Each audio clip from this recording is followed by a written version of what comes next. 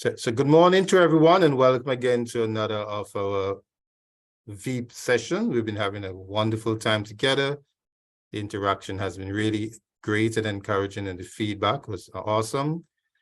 So we're looking forward to a wonderful session today.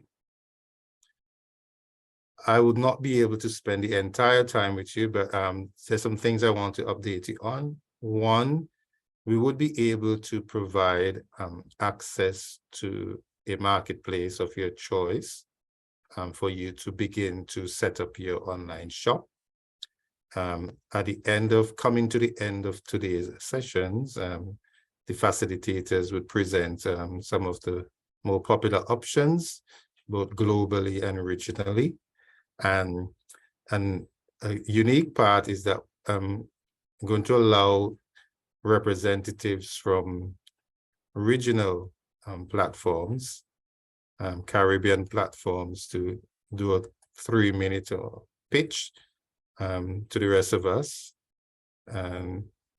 so that you can have information so that you can make proper choices. Now, as I've said previously, I have a preference for the use of Caribbean marketplaces, if only to help to build that supportive ecosystem in our region, which would give us all a chance to become more competitive in the global digital space. However, the final option is up to you, to the extent that we will be approaching the various platforms, and ask them to send proposals in terms of the costs of access. And we would have to, on Caribbean Export side, maybe choose the best 3 options, depending on the proposal that was sent to us from the platform. So it's quite possible that your top choices may not eventually be officially part of the program, because their costing is outside our budget. But we would give each of these marketplaces an opportunity to send us a proposal that we can consider. Ramona would also be sharing with you a form where you can indicate your top 3 choices. That form may either be available today or within the next couple of days, so you can indicate your top 3 choices. That would help us in the decision making. But I mean, I'm very excited about this component because I think it is critical that those of you who do not already have an online presence or want to have another online presence on a marketplace can do so while we are learning. Because this is a learning by doing exercise. I think this affords us a really great opportunity to implement what we're learning. And as we build our shops, as we go along, at the end of the program, we can all have fully functional online presence. So I'm looking forward to that. I may miss some of that because I have some engagements I have to take care of between now and then, but I hope I can get back in time to listen to the pitches and also the presentations on the global platforms. So thank you so very much from here, and I'll turn you over now to Gilbert. And I wish everyone a wonderful day.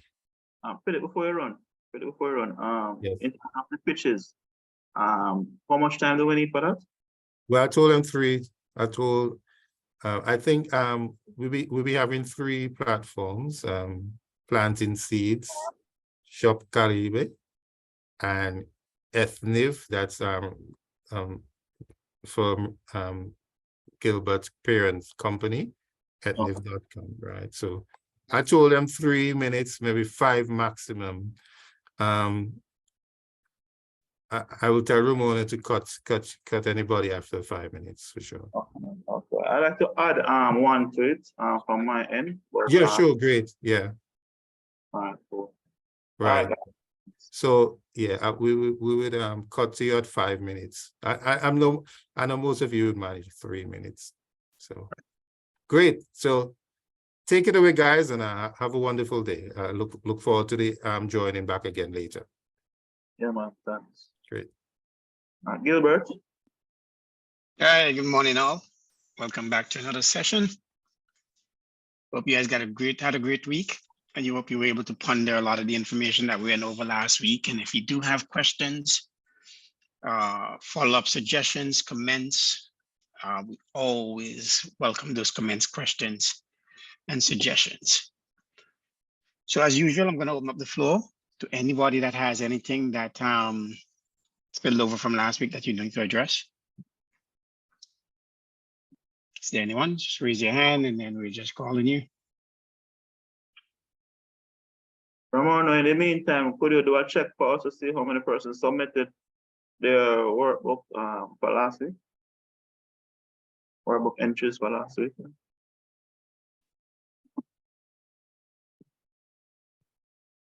Okay, it seems like we have no questions from last week, which is pretty good. Another idea that I want to float is, the possibility I think we're going to open up the floor eventually and offer everyone that same 3 minutes, not this week, probably over the next couple of weeks, the same 3 minutes at the end of the session. We go in alphabetical order and offer each person a 3 minute to actually pitch your product or service, right, within this space. I like the idea that Philip came up with, that, it allows the platforms to pitch their services. I think each person here, each business here should be allowed to do the same. All right, so that's something we're going to work on and let you guys know within the next week or so. All right, take it away, Leighton. All right. All right, guys. Morning again. Thanks for coming out early, coming out in reasonable good numbers. Ramon, I'm still waiting to hear how many persons completed the workbook entries for last week. It's important that we stay on top of this. We don't want it to be a case where, when we're close to the end of the program, people have not completed the initial elements of the workbook. As I mentioned as well, following up from the theoretical sessions that we're having right now, we will be getting into more practical work. And the practical work all flows from strategy, guys, all flows from strategy. We're going to be purposeful about how we practice, or how we execute, or how we teach you guys how to do the practical elements of what you need to do. It's important that everything flows from good sense, and that good sense will come out in the form of the strategy that is outlined in your workbook. I can't tell you how important, guys, it is to get these things completed. As I said, our intention is to leave you with a formula that allows you to, not sure who this is for, WhatsApp. Right, leave with a formula that allows you to be able to replicate this success or achieve success and replicate it thereafter, right?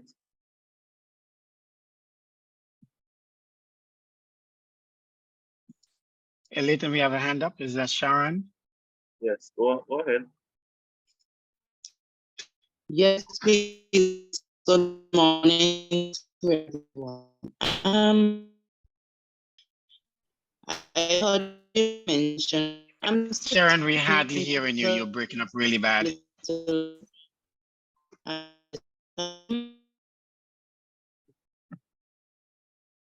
Hey, Sharon, your connection seems to be really bad here, so we can hardly hear you. Is anyone else having problem hearing Sharon? Yeah. She's we can't hear anything. Great, don't pull it. Sharon, can you type your question in the chat? We're not able to hear anything you're saying. Complete. We don't receive any of those. We're not receiving anything. So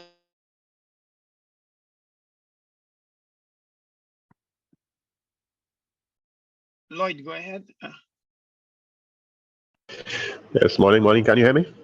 Yeah, we can hear you loud and clear. Okay, wonderful. Yeah, on the topic of e-commerce, I did some research and I don't know how viable, because sometimes when you listen to things on YouTube, a lot of persons do it for their views, but they're not really legit. They're not really true. So I came across a platform called Equid, ECWID. It's a platform that is used to enable persons to open an online store. Now, if I were to do so, I would be interested in selling digital products of a digital nature, like downloads and what have you. So what I wanted to know, Google Sites is also a free Google platform that citizens can use when they want to open their digital store. So you could probably link your PayPal or your Payoneer account to your Google Sites.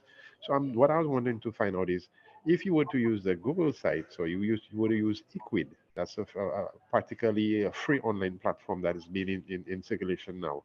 Can that allow somebody to open a viable digital platform, e-commerce, using those means, or are those means not reputable means? All right, so this is a good question, and we'll be covering this through today's session, Eugene. So I'm going to note your question and address it when we reach that section in today's session. Thank you. And we're getting into that further. We had more than one hands up. I think that's it for now. Okay. All right. So I got a message from Ramona about the disbursement of the workbook for last session. I'm to connect with him on that. Apparently, I think there was some oversight in that regard. So we'll address it and get back to you. What he did confirm to me, though, that we had received up to 46 case studies, which should be around about half of the usual attendance here. So we're encouraging persons to complete your case studies, guys. Complete the case studies. You're just talking about your business, defining what your business is, the current background, the background and the current situation that you're in, whether it is a good situation, a bad situation, or what it is that you want to achieve and so forth. It's important, guys. We're very clear on where you are coming from, where you're going, so that we can set the necessary strategic pillars put the necessary strategic pillars in place to facilitate your migration online, or how it is that you show up online and so forth, right? There are many ways to go about doing this, and we will be going through some of these today. All right. Gilbert, back to you. Was there any other question, anything that you wanted to touch on before I jump into the module? No. Okay. Because somebody saying, Cathy Dubois saying that she did not receive the workbook. So I guess that's something Ramona got to take up. Right. Yeah, man. So that's what I was just addressing, that there was some oversight in the disbursement of information last week around what was shared. So we'll definitely be getting that out here this week. Apologies for that oversight, but we'll work on it and get it to you. All right. And if you have any issues from there, feel free to connect with us or to let us know about the challenge. Yeah, man. Nobody got it, so it's not that a few persons got it and some didn't. I said there was an oversight. All right, guys. So today's session, we get down and dirty. Officially now into e-commerce. I know this is a module that a lot of us have been waiting on. Been talking a lot about general business before. We're talking about a lot of business strategy. We've been talking about pricing. We've been talking about, the key decisions that you need to make to determine how you want to show up online, So today we'll be talking a lot about e-commerce systems and payment systems, and just the different ways how you can show up online, to execute your e-commerce strategies, right?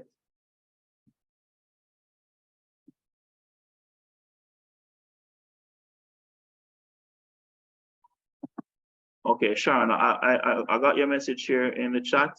Nathan, that we already addressed. I think Kobias reached out to me this morning. There was an error in the initial email address that she would have sent. Okay. So the correct email address now is on the mailing list. Okay.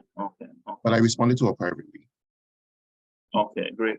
Ramona, do you want to put an email contact in the chat for the participants to get direct support as it relates to just getting information, whether it is that they're not getting it or they have queries about stuff. It will be good for us to have a feedback loop that comes back to us from the participants as they're experiencing the program, so that we can stay on top of any oversights, any misunderstandings, anything at all that needs to be cleared up.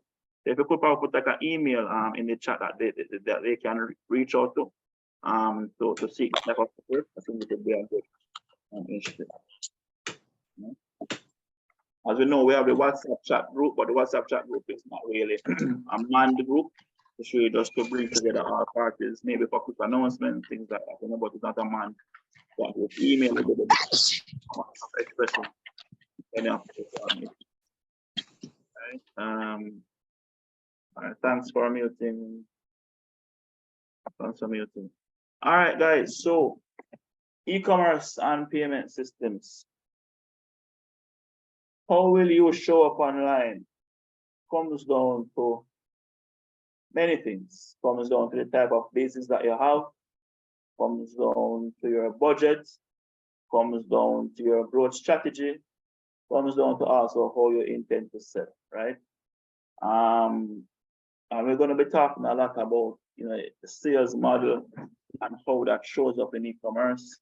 But of course, we're going to be going to the whole 9 yards of the technology considerations behind setting up an e-commerce business or website, right? And here we see the topics covered, starting from as early as your domain, hosting, security, content management system, your sales model, how you structure yourself to sell online, the e-commerce and payment platforms, fulfillment, customizations, and maintenance. So those are the primary topics that we'll be touching on today. And we're going to start with domains, right? So your domain is your, is that URL that you type into the into your browser to find a website. It is typical that your URL, well, it was typical that its URL ended with a .com some time ago, but that has changed significantly, dependent on the country you're in, dependent on the type of business that you're in. So for example, you'll see sometimes persons use .org to represent an organization. Persons may use .co to represent a company. Persons may use .app, .net, .shop.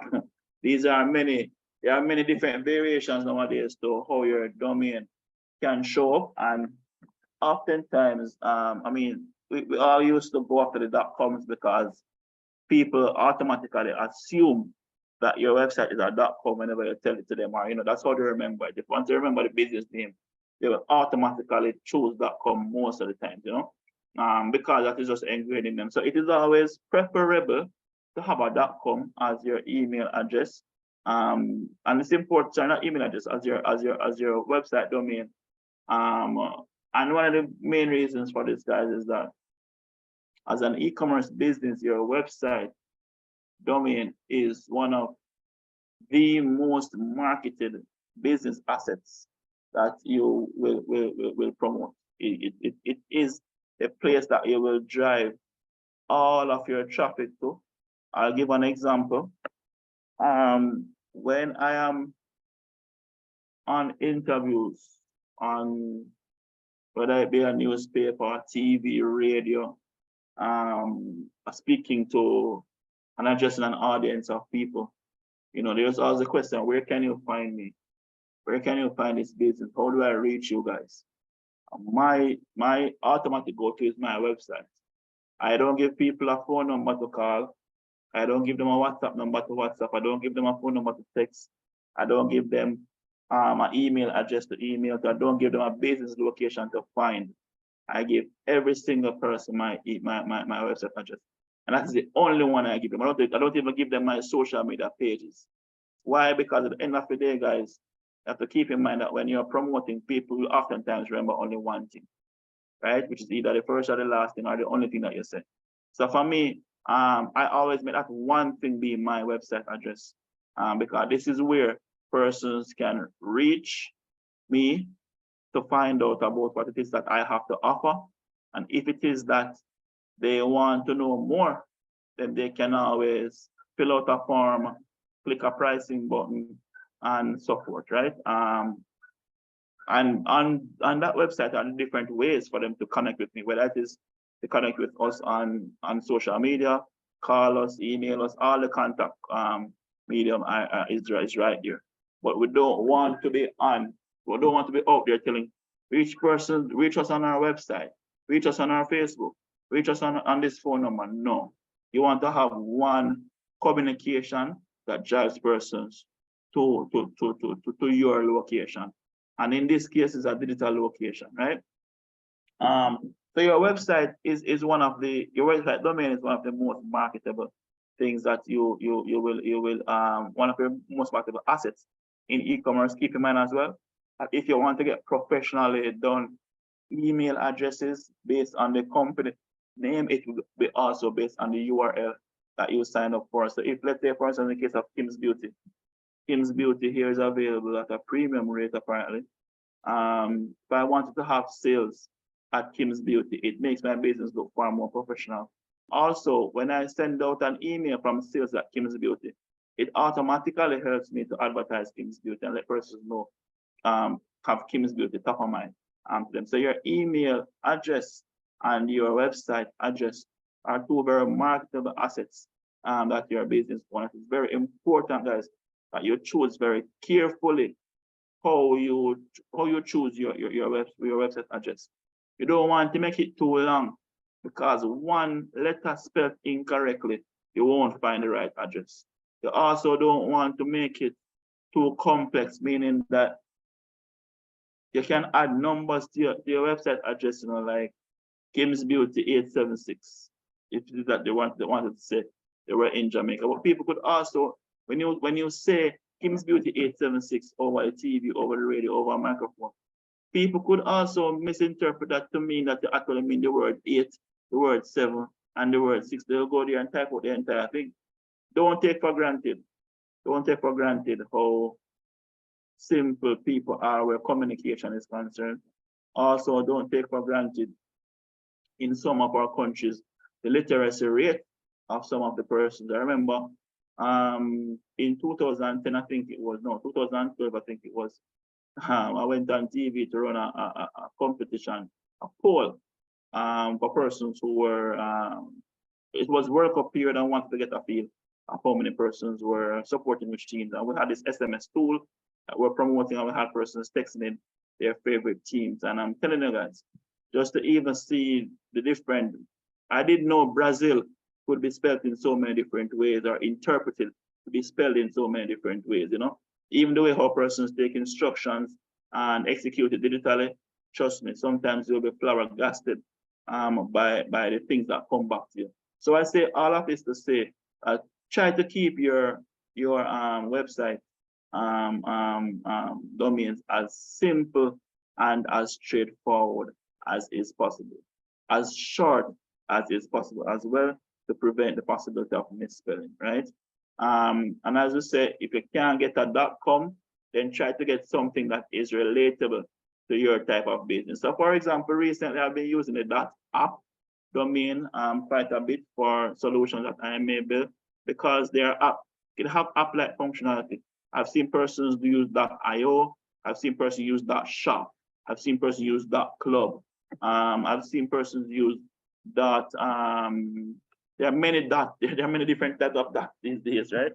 But try to make it relevant to your business. Domains typically are fairly cheap. I think you can pay as low as about $12 per year for a domain. There's this thing called privacy protection that you can turn on to protect your domain or protect your personal information from being visible to persons out there who may want to find out who owns this website for any particular reason. Sometimes we want to remain anonymous until we show ourselves, but privacy protection helps to do that. Again, privacy protection is only like about $11 or so per year, so you could see where easily you could acquire a domain with privacy protection for like $20 per year, fairly affordable. Of course, you have these persons who will buy up domains that they think are popular or may become popular or that people will automatically want. And what they do is that they sell it back at a premium. It's almost like a business, like it's like buying land. And you have to think about your domain like land. Nobody else can own this domain but you once you have it. But if you lose it, sometimes it's very difficult to get back. So people oftentimes buy the domains that I think may become popular and sell them at a premium. So for example, you see here, Kim's Beauty is being sold for almost 9,000 USD, right? Plus a premium rate per year, right? We want to avoid as much of this as is possible. There are some companies who will have no choice but to buy these expensive domains. So for example, I know somebody did this to Digicel some time ago. When Digicel came into the Caribbean, came into Jamaica, they got Digicel, Digicel.com. And I think when they started to branch out to the different countries, they had like probably Digicel Jamaica, Digicel JA, whatever it was. And one person went up and bought up all the possible Digicel stuff right across the Caribbean. And Digicel had to pay a premium to get access to those domains. At the end of the day, a big company that Digicel cannot afford to show up online any and any way. So they have no choice, had no choice in the matter, but to buy at that premium, right? But at the end of the day, oftentimes what we do whenever we find domains that are taken, we try to find other alterations of the same. Whether it is sometimes by adding an extra word, sometimes by changing the .com or the .co or the .com, whatever it is that we want to change it to, right? Keep in mind as well, as I said, that your email, your professional email addresses are typically spun off from your domain. I tell you to look more professional than having a kimsbeauty@gmail.com. You know, people look at it differently. It doesn't make you look more professional. It's sometimes the difference between somebody working from home versus somebody having an office. You know, your business image is at a higher level, of course, when you're not home based. Similar here, you know, with your having your own professional domains, people look at you differently. The more sophisticated you become digitally. And hosting now. Hosting is an area that a lot of persons don't understand. Leighton, one thing before you move on, I think it's also fundamental for them to pay attention to this. There was an incident, I think it's 2 years ago, maybe last year in the Caribbean, where a business that was heavily invested in by Caribbean agencies launched their domain. It was a fashion domain. It was dealing with fashion, clothing, and that type of stuff. And their domain name, you have to do research on this, right? Their domain name was one letter away from a porn site. So on launch day, everybody went looking for this site, but they kept typing in the wrong thing. It was a disaster. It was a complete disaster. One of the things I do when I'm buying, like when I decided to buy Etnif, I would buy not just etnif.com, but etnif.net, etnif.co. I would buy all of them. I would also buy similar sounding names, something that could, and I know it's an investment. But when you invest significantly in building your brand and somebody go out and they buy a domain that is very similar to yours for malicious purposes, it costs you significantly more. So even, again, there's another business that I was working with recently, and they were investing heavily in their brand, not realizing that there was another business with the exact same name, exact same business, but in a different part of the world. As soon as their business grew to a point where it was lucrative, there was no doubt that this foreign company would have come in and sued them. So you have to protect yourself, do proper research on your name. As Leighton is saying, this is probably one of your most valuable assets. It seemed very simple, it's a couple of letters, and it's not tangible, but it is critical to your business existence. Do proper research and spend the time that you need in finding a name and securing that name. There's also another feature that you could turn on here, which is protection, because very often there are companies with the resources that would go in and will take over your name. And then you end up having to pay back for that again. So if you put on some other protections, it protects you from that. Sorry for an interruption. I just had to put that in. No, not an interruption at all. Those were some great additions and key considerations, guys. Can echo to you how important it is to to get that domain right. I say it's just like choosing where to live. And you're buying a piece of land, you know, you don't want to buy that piece of land in a gully, right? And you don't want to buy it on a piece of land that has that is prone to landslides and on the side of a hill. You understand? At the end of the day, guys, you have to be very intentional about your domain choice and, you know, just how you manage it. I want to share as well two more examples related to domains. In my own business, Mobile Edge, when I started it, the purpose of it was to give businesses the ability to connect with their customers through the phone, thus having a mobile edge. When I started the research, I realized that, boy, there's big company in the US that makes bags and mobile things for mobile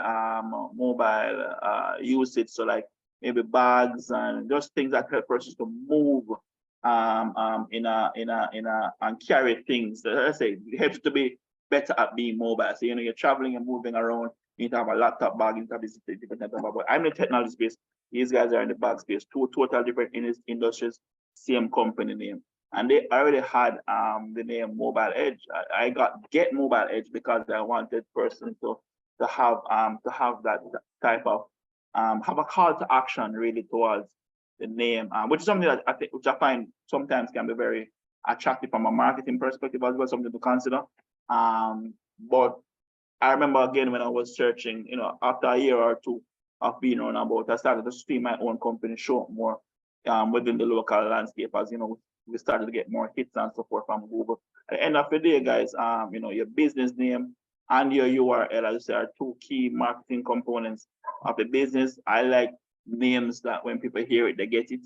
Although sometimes when people don't get it, it also can become a conversation piece, you know, but personally on my end, I like names that are very direct and very kind of says it all, you know. There's another example of Reggae Sun Splash. One of Jamaica's oldest reggae festivals was brought back during the pandemic virtually. And so it was executed online at goreggaesunsplash.com.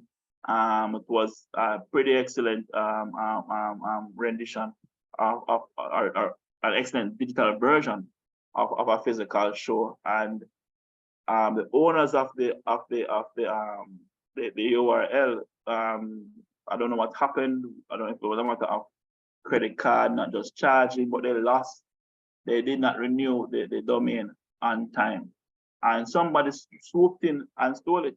So when they were ready now to restage, remember, you know, guys, that you already invest a lot of marketing collateral into your domain. If you have to change your domain, you have to change all of that marketing collateral. What this means, some of them may be easy to change, the ones that are digital. But if you had printed some things and put up some things on billboard, then that's a big problem. You understand? Because you know, have this big billboard sign that you have this main call to action and you have lost this asset that you're driving all your traffic to. The entire marketing collateral becomes redundant at that point in time. All right. So we want to echo again sentiment of that one. This one other thing too, right, Leighton, that goes along with that is once you have gotten that, it is advisable that you check with your copyright office, local or international. And if you can copyright that along with your logo, those things are critical in terms of your protection and the longevity of your business. Yep.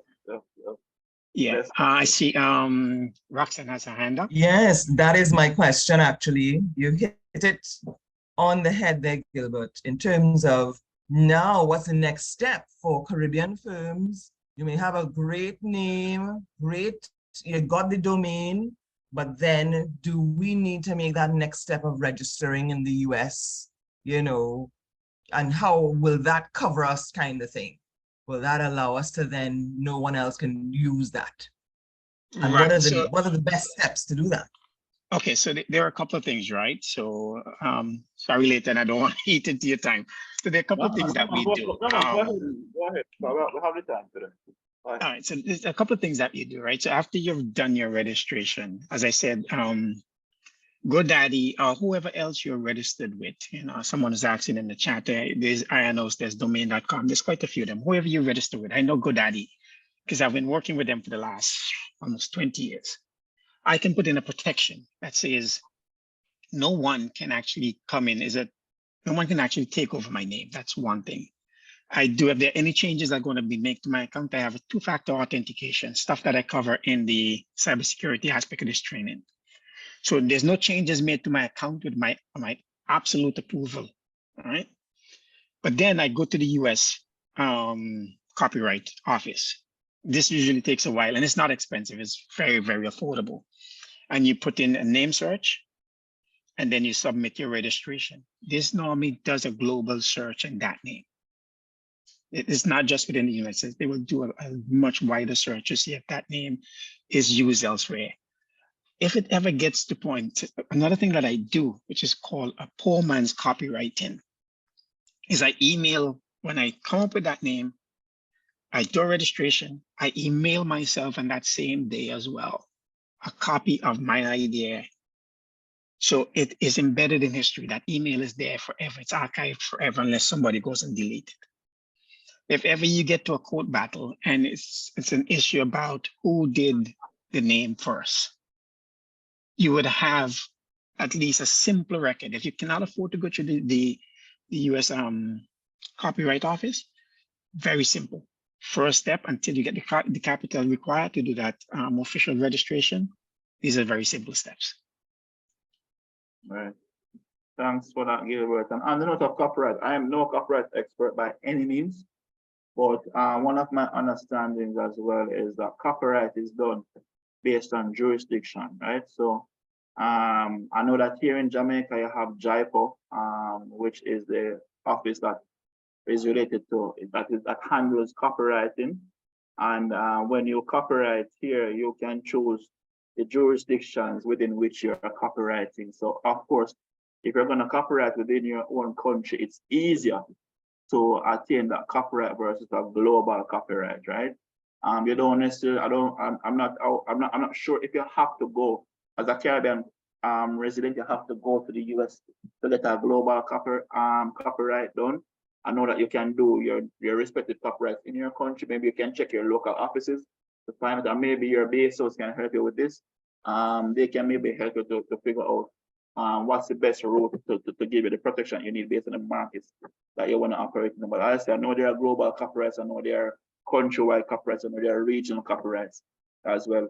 Also, when you think about things like even patenting as well, patenting is a very extensive process. I'm not aware of patenting. I think the patenting is done in your respective countries as well. But I know that you can definitely get this done in the US. Can be very expensive to get patents done, depending on how complicated the patent is and all these things. But protection is important. At the end of the day, copyright is a place to start. As Gilbert mentioned, it's not cheap here in Jamaica. I think it's probably like about $14,000 or $17,000, which is like 110 US or 120 US here about. You know, not prohibitive, really. Something and trademarking, copywriting and trademarking. I was just reminded. Right. So do you have to do? You should absolutely do both. And no, you do not have to be in the United States. Right. There is. I'll source. I'll get the link and I'll post it here where you could go about starting your applications for that. All right. Thanks for that, Gilbert. So enough on domains. So let's talk about hosting now. All right. Now, hosting. Oftentimes people ask about, what type of hosting do they need? Should they be working with persons who have space in a server room and hosting their websites locally? Is it safe to host in the cloud? At the end of the day, guys, having your website on a local server is the old way of doing things. And some people still do that because they may have the equipment, they may have the internal expertise to do this, and a lot of government agencies regionally still do this.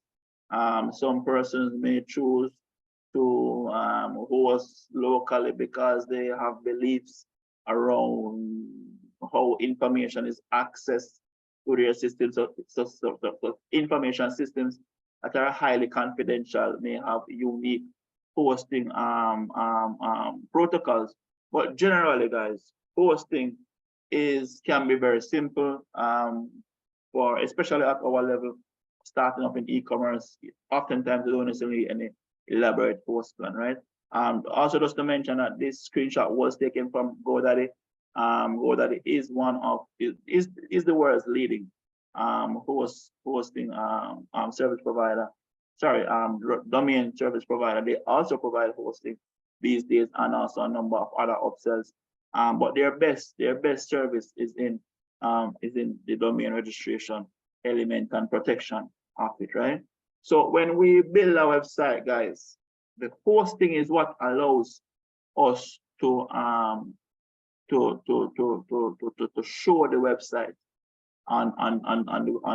in your browser. So whenever you type in kimsbeauty.com, Kim's Beauty is a reference to a hosting space where the website sits with all its pictures and text and videos and everything that makes up the website, and to references those elements in that space. So I made a mention earlier about your domain being almost like your land. It's not really like your land, it's more like your address to your land. So if Kim's Beauty is on 10 Howard Cook Boulevard, then that would be almost like her domain. The hosting now would be like the land that the house sits on. So you can't put the house in the air. You have to put it on a piece of land somewhere. The hosting is like your land where your website sits, where it is resident, where it is worked on. You understand? So it's almost like your land that you build your house on. And just like, for instance, in the case of a shared server, you have to have different types of hosting arrangements. I'm not sure if there are any other alterations or different versions of hosting, but these are the three most popular ones that I know of exist, and the three ones that we use typically within our practice. And this is shared server hosting, virtual private server hosting, and dedicated server hosting. And I'm going to explain to you the difference between the three, right? Shared server hosting is typically where your startup plan is. It is normally the cheapest form of hosting. You normally pay sometimes less than around about $100 per year, maybe, for this type of hosting, or $120 per year, maybe say $10 per month for argument's sake, for this type of hosting package. Or how it works is that you have a server. Most time these days we are working with cloud-based servers, and what cloud-based servers are virtual servers that are in the cloud, right? So for instance, your GoDaddy's, your Bluehost, your HostGators. I work with Rackspace because of their premium service provider, and I have to try to provide a certain quality of service. So I work with them for services. There's also Amazon Web Services, AWS, which is scalable hosting infrastructure, and I'm going to talk about that more so when I get to the dedicated dedicated server hosting, right? So there are these different types of host providers, and how it works is that they have servers, and people share the space on the server. So people will tell you oftentimes that you get unlimited bandwidth, you get unlimited space, this, that on the shared server, but it's not really unlimited. What it really means is that they have, say, 100 websites on this server. One website may take up more space than another one may take up very little space. One may use a lot more bandwidth, meaning that it needs more speed because it's processing more information than another. Another one may use this. And they may also interchange in which website is using how much bandwidth. Of course, typically there are some amount of caps on the performance and the space to ensure that the other websites are not severely negatively impacted, but there are compromises made when you go on a shared server hosting environment. In a shared server hosting environment, you are sharing the server with many other persons. So you tend to find that from a speed perspective, it's not the fastest. It is also not the most secure, because it's just like use the shared server experience as like a tenement yard. For those who are familiar with that terminology, tenement yard is like a piece of land that a lot of persons live on, and these are separate households. So, you know, it's normally found a lot more in garrison or, you know, poorer areas where, you know, persons capture a piece of land, and a lot of persons live on that space in separate housing units, right? So it's like you share the land, but you have your own house on that land, you know? Now, what are the risks with that? Of course, you don't have your own space to do as you like, how you like, when you like, because you have to be mindful of people who are around you. Also, if let's say from a security perspective, you're more susceptible to attacks and intrusion. Why? Because you're sharing this space with other persons. If I'm on a server with 100 other websites, and these websites may be under attack, may say they're e-commerce websites, so maybe they are donation websites. I don't know why hackers go so much after donation websites, but in my experience, I found that they try to hack them very regularly, right? So you may find that if somebody hacks one website on the server, the rest of websites on the server can become at risk. Does not necessarily mean that they will get over there, but they will become at risk, right? Just like if you are, how many times have we been watching the news of again fire, you know, a house get caught on fire, and because of the same tenement yards that the houses are in such close proximity that up to 5 or 10 houses burning at the same time. This is a clear example of what a shared server setup may look like and what the risks are. But if there's no fire, if you know, every website is working how it should and so forth, it can be very smooth sailing. I'll tell you that probably 90 to 95% of all websites in the world are using a shared server hosting setup until they need to do otherwise, right? So shared server is your base price, your cheap option. It allows you to get up and running with as little investment as is possible. But there are some pros and cons that come with working with a shared server, right? All right, now your virtual private server. Before you go on, Clayton, I'm sorry again, but this is really important. No, man, One of the BSOs just reached out. I don't know why Anjanella was being shy. What she was suggesting is that in terms of the domain, we take a step back and make suggestions as to the better domains that people can actually use. And I thought it was a really good point, because a lot of the people here, we assume that they know exactly which ones are the best, and they don't. So I could tell you for years, I would work with GoDaddy, and GoDaddy is probably one of the best that I have used. Ionos is pretty good. Domain.com has been around forever as well. But GoDaddy is my go-to. If Nathan, I don't know who you currently, I think you say you use GoDaddy as well? GoDaddy is my only go-to. Yeah. And the reason for this, guys, is, I mean, I don't think price really plays a part into which domain provider you choose, because all of them are in and around the same price. But what you talk about is service. If your website goes down, if something goes wrong with it, GoDaddy's support is top notch. You understand? You can log on to GoDaddy, have live chat with them, and they will help you to fix whatever issues that you need to fix. There are instances when sometimes we have to migrate a website from one host provider to a next, and sometimes the domain get caught up in that, and we have to seek support from GoDaddy. That's another thing. If, let's say, for instance, your domain registration expired, maybe say a week ago, GoDaddy normally gives you a grace period within which to renew, right? But you may find the website goes offline. If there are any technical challenges restoring that website, again, GoDaddy provides a lot of support that is concerned. GoDaddy is the best in the world. Fundamental. Support. Yes, go ahead. Is that Wayne? Who Yeah. was the okay. So I had my hand up for a little while, so that's why I jumped in now that you and Gilbert were speaking about the domain, because I use Wix, but I not hear y'all calling Wix. I mean, I had that.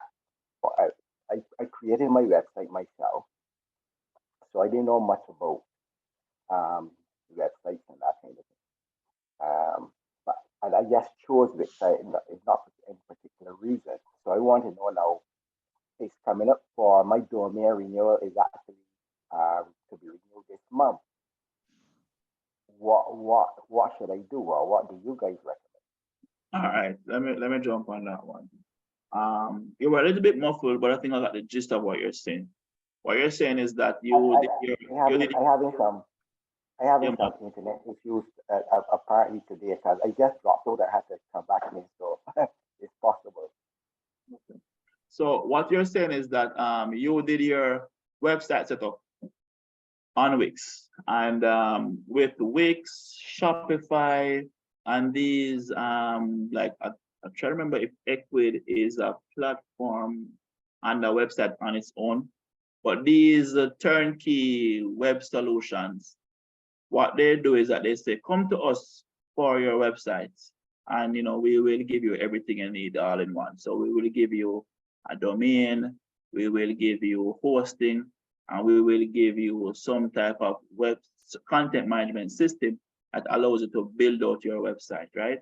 So Wix, Shopify, Equid, and these many other turnkey platform solutions are bundling services and providing it to you at one cost, right? So with with a Wix, they would use whichever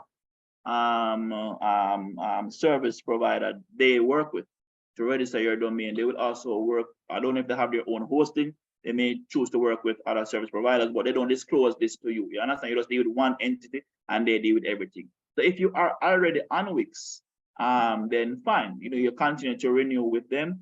You would not go to GoDaddy to renew or to get your website on your own, because all GoDaddy provides in this case, in this instance where you are concerned, is the registration of the domain.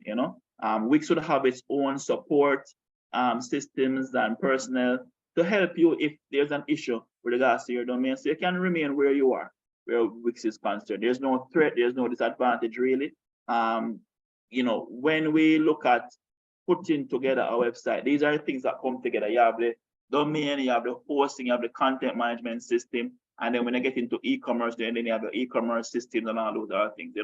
What these turnkey solution providers have done is to kind of package some things together and offer you as an easy startup. Especially if this works for the non-techie persons. You understand? So the more techie persons, the persons who want to have a more sophisticated setup, will go and say, all right, I wanna register my domain here. I want to have this type of host. I want to use this type of system. But there are these, as I said, these turnkey solution providers who give you everything at in one package.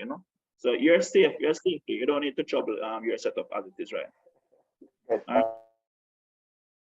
right, All right. right. Yeah, man. Cool way, no problem. Definitely, as a small business, you need a site or a company that offers you support. Last thing you want to do is be messing around for long hours trying to figure out stuff on your own. GoDaddy, I know for sure it's 24/7 support, and their support is really hands-on. Right.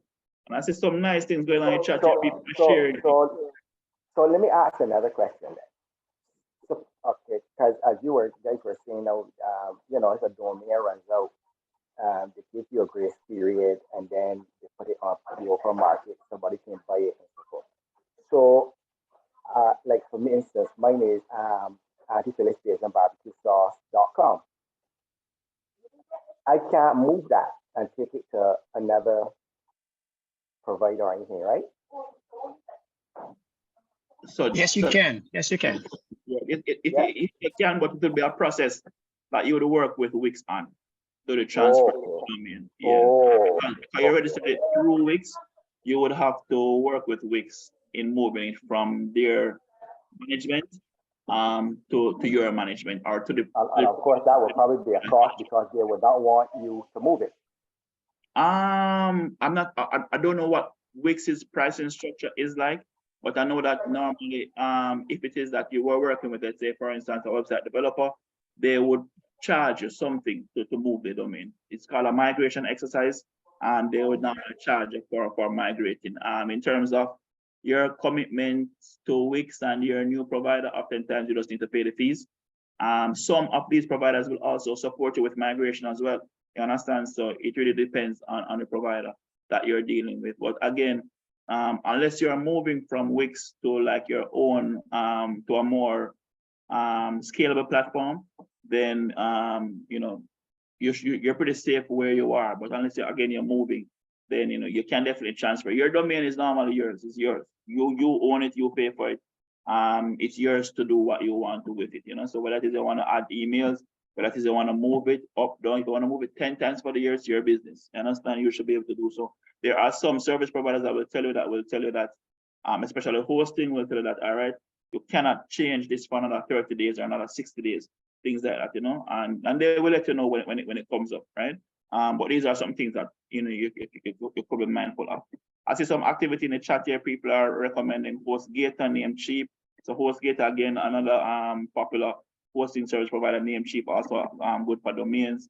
Again, as I say, guys, there, I'll say that from a registering the domain perspective, most are created equally.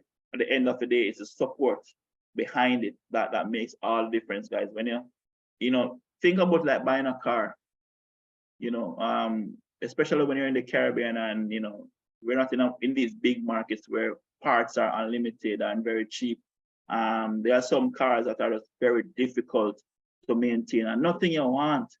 You don't want to have a car that is always breaking down on you, and then when it breaks down on you, you can't fix it. It's a big inconvenience, especially when this is affecting your money. You don't want your website to be going down at a time when you're having a promotion. You don't want your website to be going at a time when you're having an event, and you can't restore it. At the end of the day, guys, I said the support, never, ever, ever underestimate the importance. One of the most important things to look for when you're choosing solutions is how well is it supported, right? Because at the end of the day, you don't build a website, so just look at it. You build a website to build your business on it. You understand? Especially e-commerce. A lot of times when you build e-commerce websites, oftentimes that is the entire business on its own. It needs to be up and running at all times. And if there's any issue at all around its performance, there needs to be adequate support to resolve the matter in a very fast time frame, right? So these are things that you have to be mindful of when setting up your domains and your hosting infrastructure. All right. So I think we've covered enough on domains. Going back to hosting. So those were some good inputs and some good questions. So going back to hosting now. All right. So we talked about the shared server hosting, right? I think we all get it. What we're doing is that we're sharing a space. It's almost like, when you go to maybe say the post office, you have a mailbox and you have one whole wall of mailbox, but this little one is yours. This little space is yours to put your mail in. It's almost like a similar type of exercise, right? Where virtual private server hosting is concerned now, is whereby the server is segmented, is partitioned in a way that allows you to have your own defined space, although you're on a server. So you could be on a server and you have maybe half of the space on the server, you could have a quarter of the space, you could have a third of the space. You could even have 1/6 of the space, but that space is yours, and it is normally given to you with a specific size and also a specific bandwidth. And what's the difference between this and a shared server? Yes, you are still on a server where other persons are, but it's almost like you are sectioned off to yourself, So because of this, you are less prone to attacks. You are less exposed in any way, shape, or form, and you have more control over your execution, how you use your server space as well. When persons get a virtual private server or dedicated server, they can put multiple applications within their space. When it comes to being on a shared server, you don't own any space. No space belongs to you outside of where your website sits, right? So you pay for your website to be in this space. And if you were to put something else in that space, you'd have to pay separately for that. When it comes to virtual private server and dedicated server space, you have an allocated space for yourself, and you can choose to determine how you want to use that space.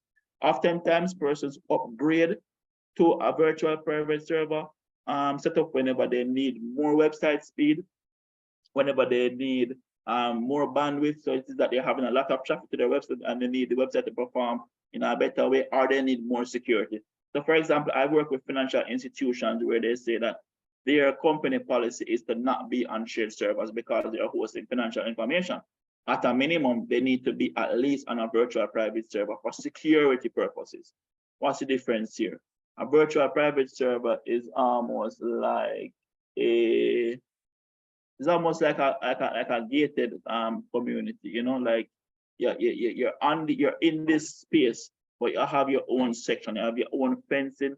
Nobody can just freely walk up and come into your yard. You understand? It's sectioned off, but you're still within a similar space. So if there's a fire, there is still a possibility that you can be impacted, but not because somebody break into somebody else's house next door, automatically they're in your house. No, they only broke into that person's house. You know, so there's a greater level of security, there's a greater level of controls, and you can do a lot more with that dedicated space. What it really is dedicated space, but you're still on a shared infrastructure, right? And then you have a dedicated server where you pay for this entire server. You pay for you alone to be on this space. And oftentimes persons who purchase a dedicated server, they're either processing a lot of information or they have multiple applications to put within that setup and within that space, right? What dedicated servers tend to be very expensive. Whilst a shared server may cost $10 per month, a virtual private server may cost $60, $80, $100 per month. Dedicated server is going to run you like $600 per month, you know, roundabout. And depending on who you may get it from, you may get it cheaper from some for $400, but it's very expensive in the grand scheme of things, right?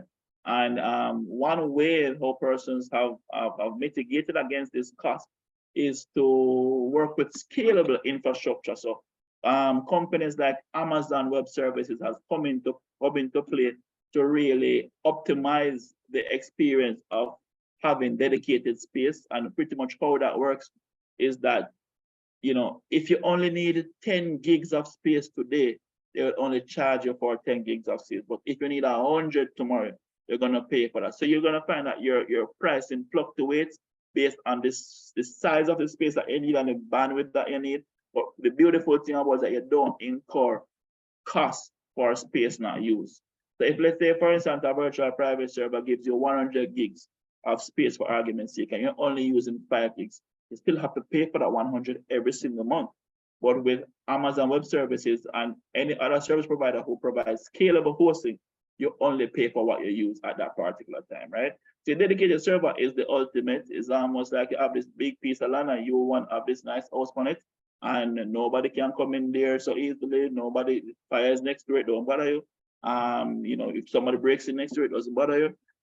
You're pretty safe. But again, this is more elaborate and is normally of a more expensive undertaking. I saw a hand raised a while ago. Was it Eugene? Who was it? I'm not sure. Yeah, it was me, Eugene. Thank you. Wonderfully. I realize you made a very good point in trying to decipher the different types of servers. Excellent point. What I'm saying, if somebody were to use a dedicated server, for instance, the ultimate server, but then traffic is not being brought, do those websites actually assist in bringing traffic to your site? Because if you use one of those dedicated servers to advertise your product, but you don't get traffic to your site, you will not probably be able to make much money online. So do those dedicated servers assist in bringing or creating traffic to your site? No, the server is all about hosting. As I said, think about it like a LAN. As I say, your shared server is a LAN with a lot of people living on it, no gates, just bundled up. Your virtual private server is maybe land and people are sectioned off with walls and fences. And then you have your dedicated, sorry, that was a virtual private, and then you have a dedicated server where it's you alone on this LAN. It's all about a space to put your digital assets, that's all. What it affords you is performance. So the difference between all these three options is performance and security. Those are the main two things. You know, how well is your website performing? And when I say perform, I don't mean ranking. I don't mean how it shows up in Google searches or anything like that, but simply how it functions from a speed perspective. Are you getting regular 505 errors that say your server is not connecting to the backend of your website? Or, you know, these things. Does your server, so for instance, when I work with Rackspace, and Rackspace comes with its own security protocol, which is why I like to work with them, you know. It gives me security both as even just by taking their servers from them. You understand? So after that, I add my own security it's almost double or triple security, you know? So these are things that it really impacts your performance of your website and the security of your website. It doesn't impact sales, it doesn't impact anything else related to that. Sure. Two Thank things, you. two Welcome. things, Leighton, I just want to jump in. Two things that I would want to address. One, again, coming from BSOs, is pricing. If you could give example of pricing and locations where each person, if people pursue each of these options. And there's a fourth option to all of this, which is what we do. Like we don't use any of this stuff, like shared hosting, virtual server hosting, or dedicated servers. We have our own servers, and we do what we call co-location. So we just rent a data center space, similar to what Rackspace would do. And we host our own servers, right? It's expensive. It's very, very expensive. But the level of control that we have, and this is for, these are stages that I hope that every business here would eventually get to, where you can actually be hosting your own stuff because your business is doing so well. The products that you have developed requires a certain level of security and privacy in terms of whether you have intellectual property, whether you have formulas and all that stuff. So we have our own servers. We have racks of servers. When we want to provide additional service to additional, like say, anybody reaches out and say, well, we need additional bandwidth. We can spin up a server for one of our designers, one of our programmers say we need a new server today. We give it to them easily. Very expensive, but it's a whole other level. But going back, if we can provide examples of where where BSOs or businesses can find these services that you're talking about and some sample prices, that would be great. Well, I see some of them being dropped in the chat already. Let's say you have your HostGator. I started out with Bluehost when I just got into web design. But again, I said Bluehost is like an entry level solution. So you have the Bluehost, you have HostGator. I said Namecheap does domains. GoDaddy themselves provide hosting as well. I said for shared server, you can expect to pay anywhere on around $10 per month. Virtual private server, you can pay from $50 to $100 per month. Dedicated servers, you can pay from anywhere from $400 to $600-700 per month. You would get all of those at GoDaddy as well? I'm not sure if I can get all of it to GoDaddy because I've never engaged GoDaddy for server purposes. I know you can get this from Bluehost. I think you can get it from HostGator as well. Rackspace, definitely. I get my servers from Rackspace, but I think Rackspace is a little bit more on the more expensive side.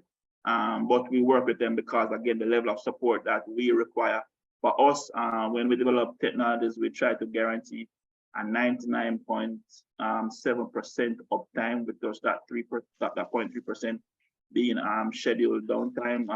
And to be honest, hosting is one of the services that are kind of autopilot for us. It doesn't break at all. So I stick with Rackspace for that reason. But again, for these guys who are just getting into it, you can start with the Bluehost or HostGator. As I said, GoDaddy, the same place that Erase Your Domain now provides hosting services. For majority of you guys who are just starting out, you are going to be choosing the shared server hosting solution for the most part, unless it is that you have a website that is bringing you immense traffic already, right? You may consider virtual private, but I still would recommend that you start with your shared server, unless it's that you have extreme security concerns around that, right?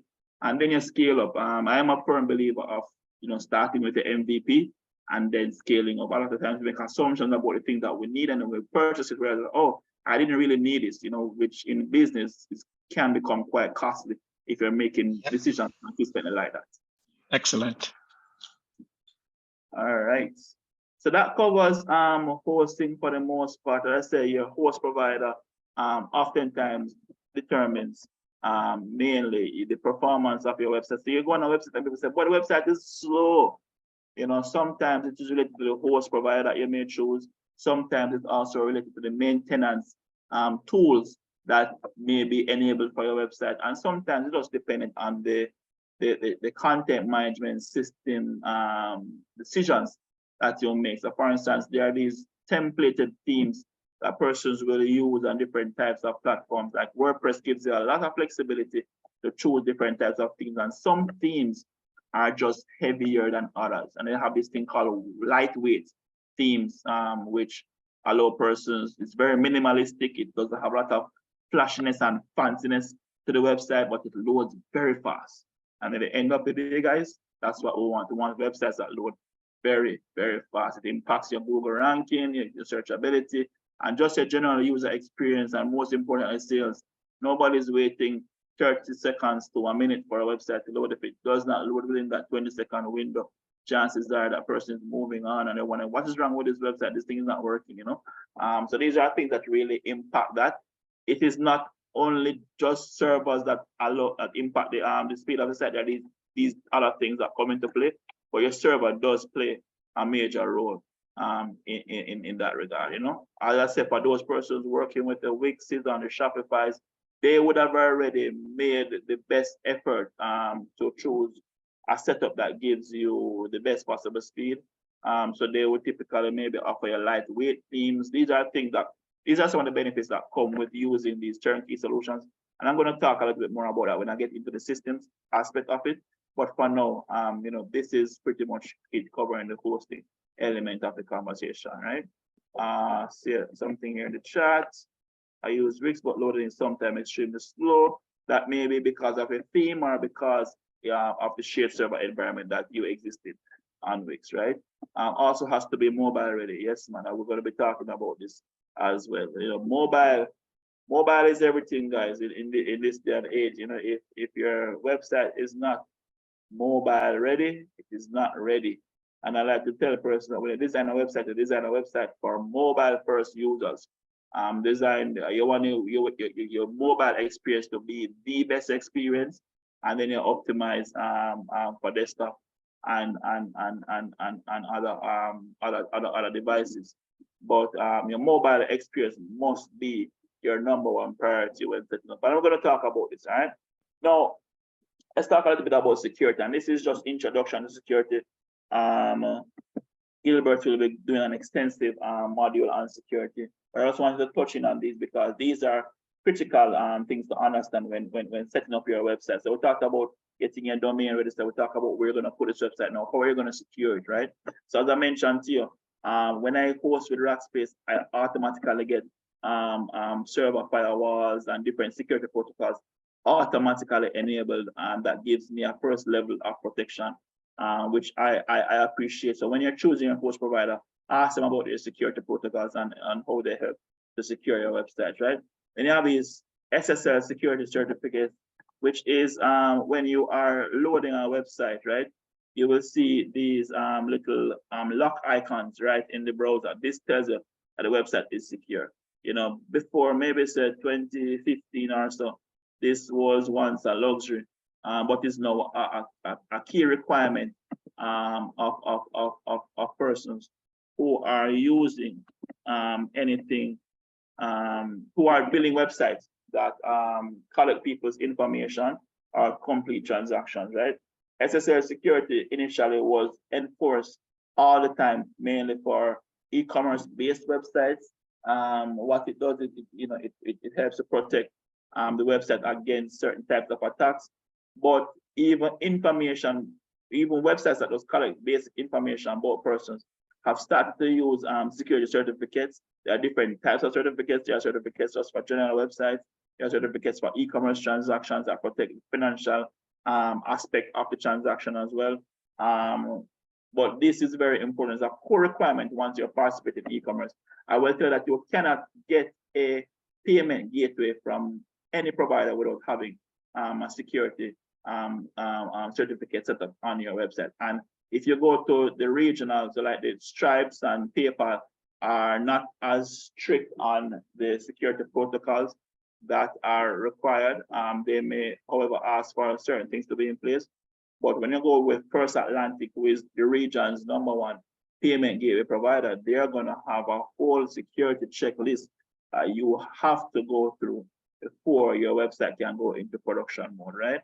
And this is where I talk about is the website security protocols, right? And there are quite a few, very technical when you get there. So I won't be getting into this too much from a technical perspective, but just let you know that once you get into payment gateway integration, you're gonna have to add additional security protocols to your website. And this is a pretty technical undertaking, right? One of the other things you want to do is manage how your sign-up process. You don't want persons to be spamming you or having users, fake users or bots sign up on your website. So you want to have some login protection. You would have seen CAPTCHA come up on a lot of websites that you're using to say, click on all the boards that display a tree. Click on all the tiles that have a car or a train or a bicycle in it. This is to detect whether it's a real person trying to log in or sign up or fill out a form, or is this a bot, right? One of the key things, guys, why this is important is that you see when you get into email marketing, you don't want to have your email is full of bot emails, right? You are paying for how many emails you have. So for instance, you may sign up for an email marketing solution, and I say, all right, you get the first 2,000 emails for free or 1,000 emails for free. If half of that is bot, then you're wasting your allocation, and you can go in there unless it is that you have an eye for it to determine which one is a bot and which one is not. Oftentimes you can't identify. So you want to protect your sign-up processes with CAPTCHA or any other security tool that prevents that. It does the same thing as well for spam protection. It's a similar tool as well. And I said there are other protocols around security. Now, guys, security on our website is, to me, no different from security at home. At the end of the day, no website is foolproof from a security perspective, right? Security oftentimes comes down to how you yourself as an administrator use your website and set up your website. So if it is that your website name ethniv.com, then you should not have ethniv as your password, because any hacker is going to guess that first. It should not be your first name either, because once they identify that, all right, Gilbert owns ethniv, then I'm going to try Gilbert as the password. I'm going to try Gilbert and his last name. If I can find Gilbert's age name, I'm going to try Gilbert and his age. You understand? These are things that we have to be mindful of as internet users, and especially as businesses. Hacking and snooping and just unscrupulous internet behavior is on the rise. It's only going to get more and more and more. It's almost like, well, I mean, it's almost like a crime which it's difficult to put an identity to. So sometimes people get away with it, sometimes, right? But I say this to say that it is on the rise because it is done so anonymously. People feel like, they're pretty safe doing it. They won't get caught so easily. So these are things that you have to be mindful of. So security starts with you and the decisions that you take, how you set up your passwords. Are you enforcing strong passwords only on your website, or are you allowing medium and weak passwords to be used? Are decisions that you have to make as a website owner. So these are some of the key things that I want to highlight as core requirements from a security perspective. Gilbert, I don't know if you have any inputs here or you want to save it all for your security module. I know this is one of your strengths. Gilbert? You're on the ball, yeah. So definitely we save a lot of this for definitely when we touch on security, but having them starting to think about it now. I mean, I give you a 2-hour session on security, and that's insignificant, really. I'll try to give you the basics, but what Leighton is saying is really important in terms of your password, thinking about your passwords. And as he said, there's no secure site. There's absolutely none. Hacking business now, I could walk into the dark web and buy a script for $200 and I can wreak havoc on so many people. It's really easy. It's like buying candy these days. So you have to do as much as you can to protect yourself. All right. I will also tell you that e-commerce based websites attract more attempts at breaching the website. So once you get within that space, it's something that you have to be on the lookout for as well. All right. All right, content management systems. Now, you would have heard us talk about, you know, the Wixes and Shopify's and so forth of the space. Now, there are these different content management solutions out there, and I'm sure there are quite a few more, right? I don't know how I left off Shopify off this one. Actually, let me just even edit this right now. That's blasphemy to leave off Shopify, such a popular content management system these days, right? But these are some of the core ones that people use. Joomla, Drupal, Magento are some of the older ones that people are used to. WordPress is also one of the foundations, but is the most popular content management system available globally. Majority of the websites that are available internationally are built on WordPress. Then you have the Wix and the Shopify, you have the Equids, and as I said, there are many more. Every year I hear about a new system or platform that does this. Google recently, I want to say recently, I mean maybe within the last 2 to 3 years, started to offer their own websites as well. Now, at the end of the day, guys, I will tell you flat out that your choice for your content management system is almost just as significant as choosing your domain name. Choice for your content management system directly determines what you can and cannot do, where you can start and how far you can go with your website execution. What do I mean by this? So use the example of GoDaddy, Wix, Equid, Shopify.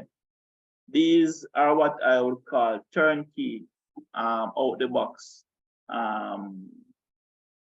content management platforms that allow a non-technical person to quickly and easily sign up for and acquire an e-commerce or website type of system in a very fairly quick manner. You know, you don't need to be too techy. You don't need to understand coding. You don't need to get into the technicalities of who is my domain provider, who is my host provider. Just go one place, pay for one thing. These guys give me the access. I have a drag and drop page builder. All right, I want to drop a picture over there. I want to drop some text over there. And I drag it and I drop it wherever I want. And once I hit publish, my website is live. Right? Now, these websites are great. These platforms are great for the do-it-yourselfers, the person who have no budget at all, and they're comfortable creating their websites themselves. But I've seen people create nice websites with these platforms, right? You would not know that it's a Wix or Shopify-based platform. It looks really good, presentable, and it works, right? Issue with these platforms for me personally is that there's a cost. I mean, there's a cost with everything in website development and setting up an e-commerce website. But for me, whenever you want to do more, their business model is that you get a turnkey solution and you pay for different levels of value, right? So if you want to have an entry-level website with these features, XYZ, whatever they may be, you maybe pay, say, $20 or $30 per month. All right, now I want to do something more. They may have a price point for something at $50 or $70 per month. I want to do something more, and it goes up to $100, $200, $300. And this is the business model of these types of platforms, and this is how they make money, right? They are also quite restrictive in what you cannot do because they are the ones who own the platform. They determine what works on it, what doesn't work on it, what is included, what is not included. In more recent times, they have become more open to facilitating more integrations, to add more functionality, but there is still that limitation of them owning the platform and determining, you know, how much you can scale with it. Now, the biggest difference between the opposite of this is actually building a website from scratch. So you'd have heard about persons going to India, Pakistan, Russia, Philippines, Asian countries, to get their websites built for cheap. Well, cheap in their mind, right? Because cheap is relative, right? But they want to get the website done custom made because they feel like they don't want to have any limitations, and they feel like they want to design the exact user experience that they want without anybody or anything capping what they can or cannot do. And they may choose to go this route, but that route is very expensive, takes a lot of time, and every single thing is built from scratch. Yes, you have some libraries that you can import to make the build out easier, but everything is put together from scratch, which also means that the structure of how the website is built differently from person to person. So if, let's say, for instance, Tom built a website from scratch, it may be very different from how John built the very same website. Just like how I can say, I can in English, I can say, can you pass that bag over there? I'm sure there are probably 3 or 4 or 5 different ways to say the very same thing. So you know what you'll find? You find that when somebody builds a website from scratch, oftentimes the coding language behind it is not very structured. Why is this important? If tomorrow you and that person fall out, your part ways because whatever your business relationship is not working, it is very difficult to give that website to somebody else to build, because again, they will have to first go into the code and understand the language of how this code was written before they can even do anything to it. And they are going to charge you for that body of work that needs to be done, just for them to understand how did the person before write this code, how am I going to now take it and write against it, right? It is also because of the limited structure as well, you are also more prone to attacks because there is no security standard behind how the platform is built, right? Now with WordPress gives us all that happy medium, which is why it is my favorite platform to build, and every single website that I build start on WordPress. There are only a few applications that have been written in Java from scratch, and these are not website type of application. This will be like my SMS service, where I build out this SMS for business tool. A person can log into and send your campaigns. It's far different from a standard website, right? It's more a web application that has to work a particular way. You know, so we don't use WordPress to build that, but we use WordPress to sell it. You know, so the systems that are used to sell the subscriptions for the service, once we're selling it, it's WordPress based, right? So normally we recommend, you know, these custom builds for more application based type of web apps, but not necessarily for front-end users, not for e-commerce and so forth, right? And the reason for this again is that when you're ready to do integrations with the tools that matter, it's going to be very expensive, and it's also going to be very, very time. What do I mean by this? You build a website, guys, to run your business, not just to sit and look at it. So when it's not no time to integrate marketing automation with WordPress, there are probably at least 10 or 20 or probably up to 50 different apps that support that. I can just buy one of those or probably get it for free and plug it onto the website, and bam, I'm able to start marketing automation. If I want to add live chat to my website, it's the same thing. Shopify and Wix I know will offer some of these as well out of the box, right? But as I mentioned to you, WordPress gives you that happy medium that allows you to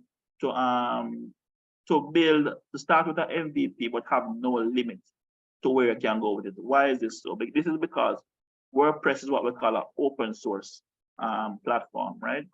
And when we say open source, mean that nobody is owning it. Yes, that an entity does control it and manage it and do everything, but nobody stops you from adding something to this. An open source solution means that, you know, the public at large is able to contribute to its development. So whether it is we're adding new plugins, we're adding new themes, and the themes are the tools that we use to display the website. You know, the website looks pretty with video and it's flashing and the text looks very unique. These are themes, right?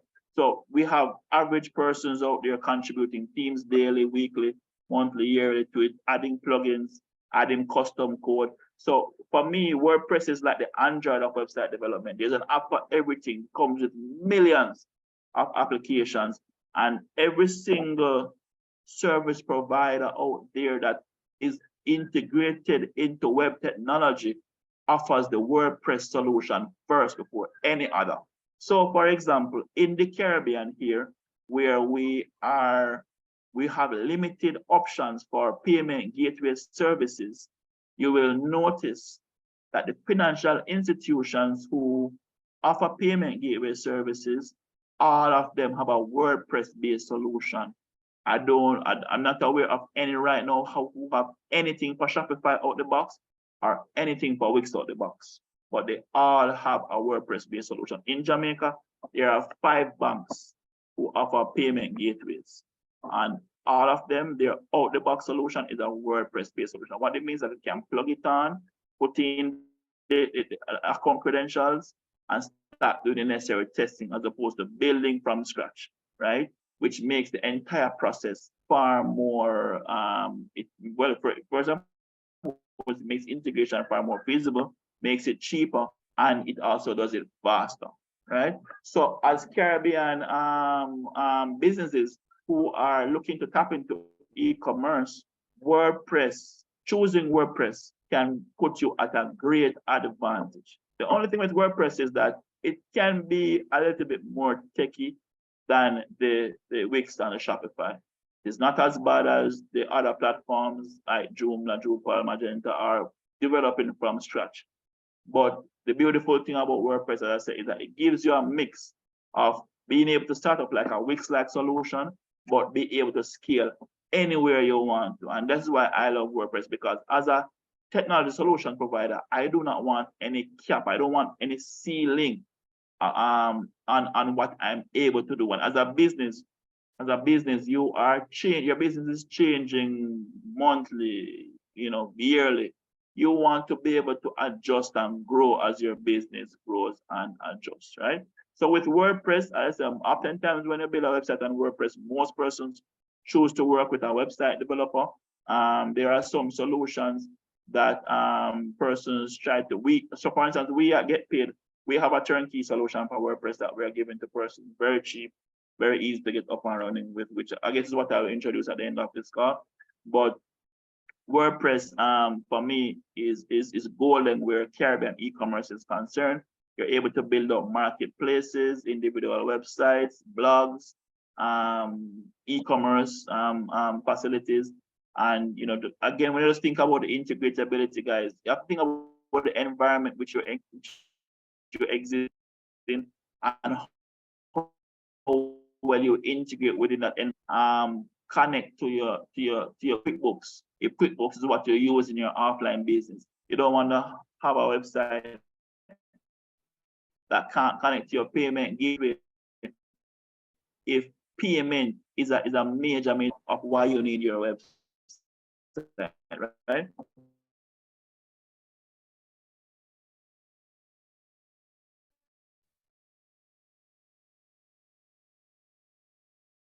So this is very important. I see some chat in the chat around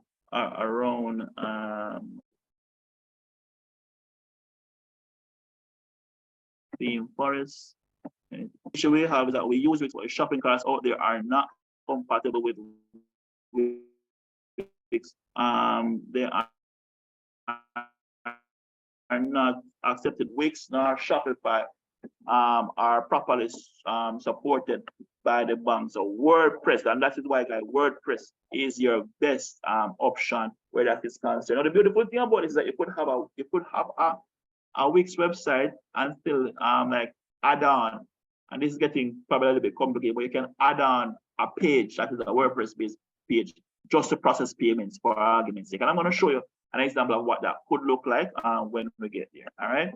But as I said, guys, choosing your content management system is very important. It makes or breaks how easy it is for you to get online. WordPress, as I said, gives you a happy medium, gives you a template approach to building your website, so you don't have to code anything, But if it's that you need to add additional functionality because of its open source nature, you can add to it. In my own experience, we've added many tools, many solutions. We've even built our own plugins for WordPress to plug gaps where they don't exist. Keep in mind that we exist, and a lot of the tech that is built out here is built for first world countries like America, Canada, UK, right? I think there are about 26 countries in the world. A majority of these payment gateways and these tools easily adapt to. But we have to be mindful of our environment and what we need to do locally to thrive. Are you guys hearing me clearly now? I got an internet instability error come up on my screen just now. But are you hearing, Gilbert? Are you hearing me clearly at the moment? It was a bit choppy, you're but I breaking think up a bit. we got the gist of what you were saying. Okay. But I'm clear now, correct? Yes. Yes, it's better now, much better. Great. Thanks for that confirmation. Right. So these are the content management systems that we recommend. Well, that exist, popular ones. But as we said, for the Caribbean, WordPress works the best, right? And for that reason, we recommend that. And is making a decision today on what platform to use. WordPress is management system. I want to introduce Marketplace, which I know has been heavily mentioned on our calls. Now, marketplaces, guys, are platforms, solutions that persons build and are readily available for you to take advantage of. There are many different marketplaces. There are marketplaces for product sales. There are marketplaces for service-based sales. There are marketplaces for digital sales. There are marketplaces for jobs like freelancers. So like, for instance, Fiverr, Upwork. These are marketplaces, right? And all of them come with content management system. Content management system is really the ability to enter information into a system and have it being displayed on your website. It curates and puts together the information in the format that you want to display. So all of these marketplace solutions, so Ethniv, Shop Carib, and any others that are in the room are all using content management systems as well, right? So let me actually add that one to this page as well, because it marketplaces, it does have its place within the content management conversation. And what's the difference here between, again, these options and a marketplace? Marketplace comes ready-made, ready for you to just put in your information and start selling, right? I say the marketplace, it's not a normal website with just putting information. I mean, there are different types of marketplaces, and you can use your marketplace to also share information about your business. But by and large, a marketplace is used to sell products. So you can upload the products, upload information about your business, your logo, descriptions, tell people what your business is about, have contact information up there as well, and you're able to list your products and sell them. Some of these marketplaces also come with analytics that tells you quite a bit about what is happening on the platform as well. So it's one of those content management systems, or these options that you can use to represent your business online. The main difference between being on a marketplace and being on your own website is that you get online very easily, very quickly, and oftentimes very cheaply as well. Marketplace solution providers also normally offer value-added services. So whether it is sometimes they come with delivery, or maybe it is that they offer detailed reporting, or maybe they offer other turnkey solutions that support your business. Maybe it's helping you to warehouse your product. Maybe it is that, as like for instance, I'm working with Things Jamaican here in Jamaica over the last 2 months. And what they do is that they actually work with persons to develop their brands, develop their products. And as part of that development exercise, they list them on that marketplace. So there are different value adds that marketplace owners offer to persons who participate in them. For those who sell products and services that can go on a marketplace, we always recommend that you do it, because at the end of the day, one of the benefits of being on a marketplace is that you're benefiting from existing customer traffic, right? So you are able to put yourself in a space where there is popular customer traffic. So for example, Amazon, of course, eBay, Etsy, these are popular marketplace solutions. And when you list on Amazon, we expect automatically that sales will come because people are already on Amazon. Millions of people are already on Amazon shopping. Sometimes people will even run ads on the platform to put their products in premium placements so that they get more eyes on their products. But the main benefit, one of the main benefits of being a marketplace is to capitalize on the traffic that is already going there. So when you think about considering the marketplace options, you also want to think a little bit about the traffic that is going there and how the marketplace supports and add value to what you're doing. Regardless of playing in a marketplace, we always recommend that persons have their own websites as well. Why? Because this is your space to execute in your way how you want to. You will have restrictions in what you can do in a marketplace based on what the marketplace owner determines. But again, not all marketplaces are made equally. You have to make the best decisions for your marketplace choices based on your reason for looking for a marketplace, right? If as a business person, you want to have as many interfaces or as many channels to sell your products in. So just like how, for instance, a manufacturer will have their own retail store, but they will list their products in different outlets, in different retail stores. It's the same thing. It's really just giving more access to your products. And for some persons, especially for the solo entrepreneurs, sometimes a marketplace is just a better setup for you because it is more turnkey. It gives you the support that you need, so that you can focus on being an entrepreneur. Coming up with ideas, creating the ideas, and they help to support the operations a lot. So these are some of the decisions that you will have to take as an entrepreneur, as it relates to do you go on a marketplace only? Do you get your website only, or do you get your website and go on a marketplace? I recommend both if you can, because at the end of the day, you want to open as many sales channels as you possibly can. Again, just going back to the things that make an example. These guys have their own website, plus they're selling on Amazon. Then they're also selling on eBay, right? So this is a quick example of how somebody would easily set up a business with their own e-commerce website. One of the key things as well is that when you get into marketing, you will want to drive traffic to your website, because that's where your brand is. That's where you want to build your brand. Also, if it is that you choose to drive traffic to a marketplace, it is quite possible that you may spend money promoting the marketplace. Persons go to the particular product and they see competitive products and choose to buy other products. So it can be a very tricky undertaking. As I said, main benefit of having your own website is to execute your e-commerce strategy on your own terms, how you want to. Benefit of being a marketplace is that you can benefit from the traffic that's already there, and there are value-added services that may suit you based on the type of setup that you may have. All right. See something in the chat. Breaking up terribly. Really? No, that was from before. That message has been there from before. That message is yes, quite a few minutes old. Yes. Yeah, but I was saying, man, I said quite a mouthful a while ago. I don't want guys to miss out. No, that's from what 10, 12 minutes ago. Cool beans. All right, so we're done with content management system, and we're gonna move over to online sales model. All right, guys. Now, again, you can set up any website to sell in any way, shape, or form. At the end of the day, guys, you want to ensure you choose and sell an online selling model that matches your business. So you first need to understand what is the goal of going online to sell. Are we getting online orders? Are we selling a product that allows persons to just order, add it to cart, and check out? Are we selling sign-ups and subscriptions? Do persons need to sign up for a service? And is that service a one-off service, or is it a service that persons access over a period of time? So for example, school, going to school, you sign up to enroll into a school, but you go to that school for the entire year and you pay per term, right? Or maybe it is that you sign up for a gym membership.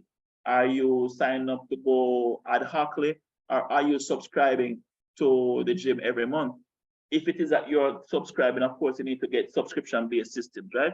So the reason why you need to understand your sales model, you need to understand what systems best support the model that you use to sell. So in the case of Kim's Beauty, A shopping cart solution would work for your online ordering to sell your products, your makeups, your lipsticks and so forth.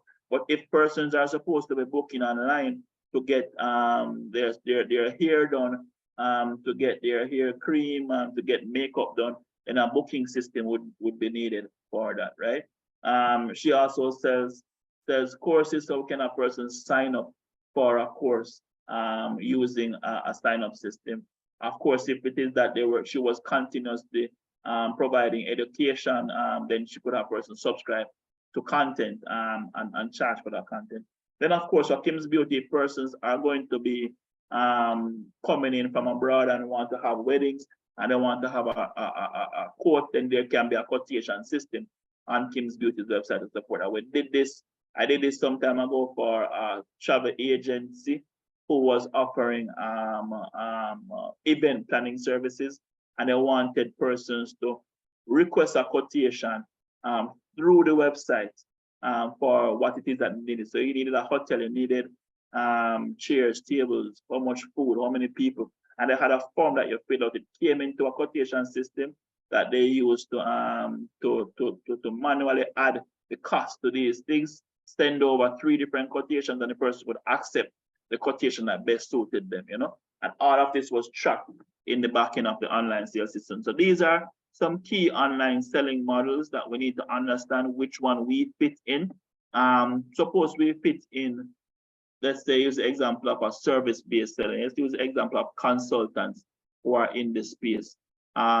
These models may look a little different for you because as a consultant, requires a lot of engagement with your client to close the sale.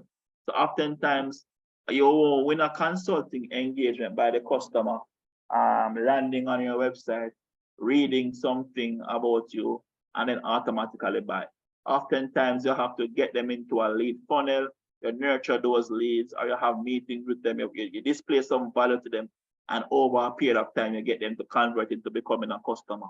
You know, it requires more of a deliberate attempt towards driving the conversion. It's not a matter of running an ad, person lands on a website and they buy, you know. So there are different ways for you to execute. I'll give you an example how we execute e-commerce in our business. We are currently building out some turnkey solution for persons to buy some of our solutions online.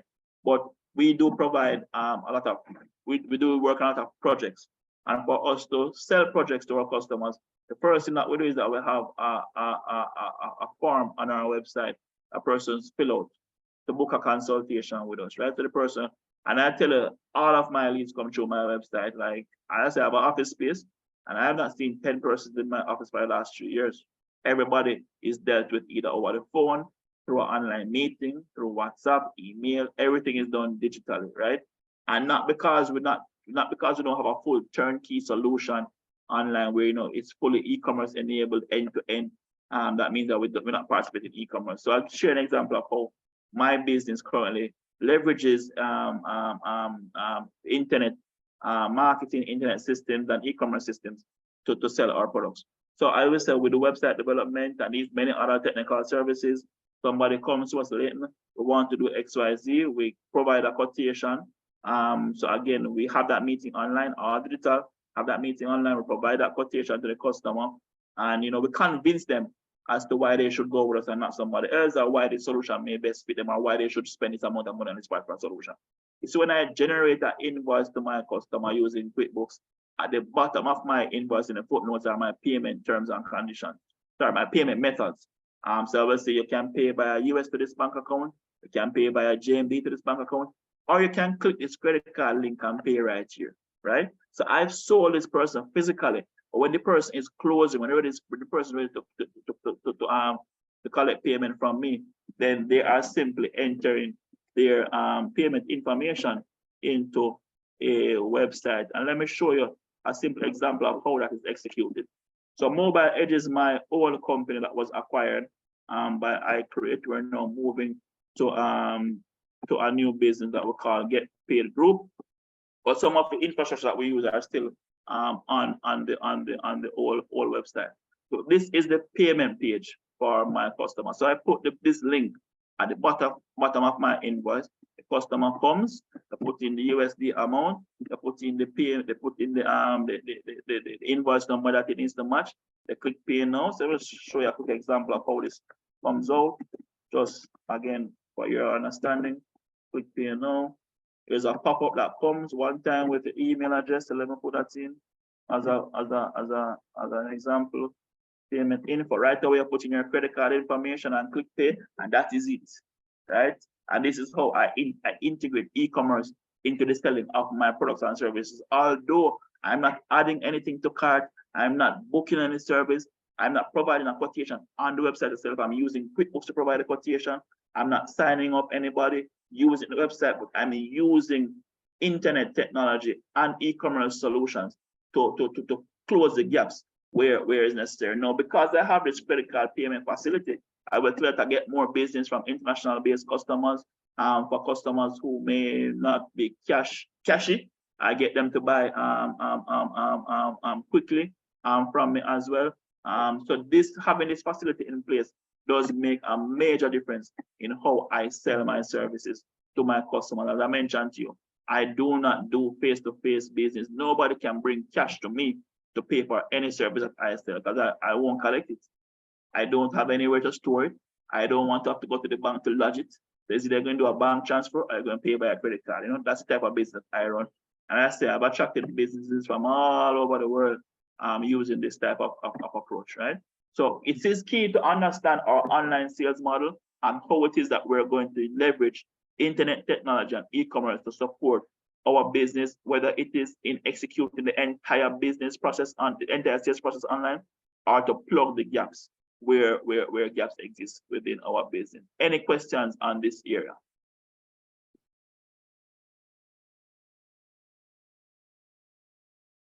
No? Later on, Sean here. All right, Sean.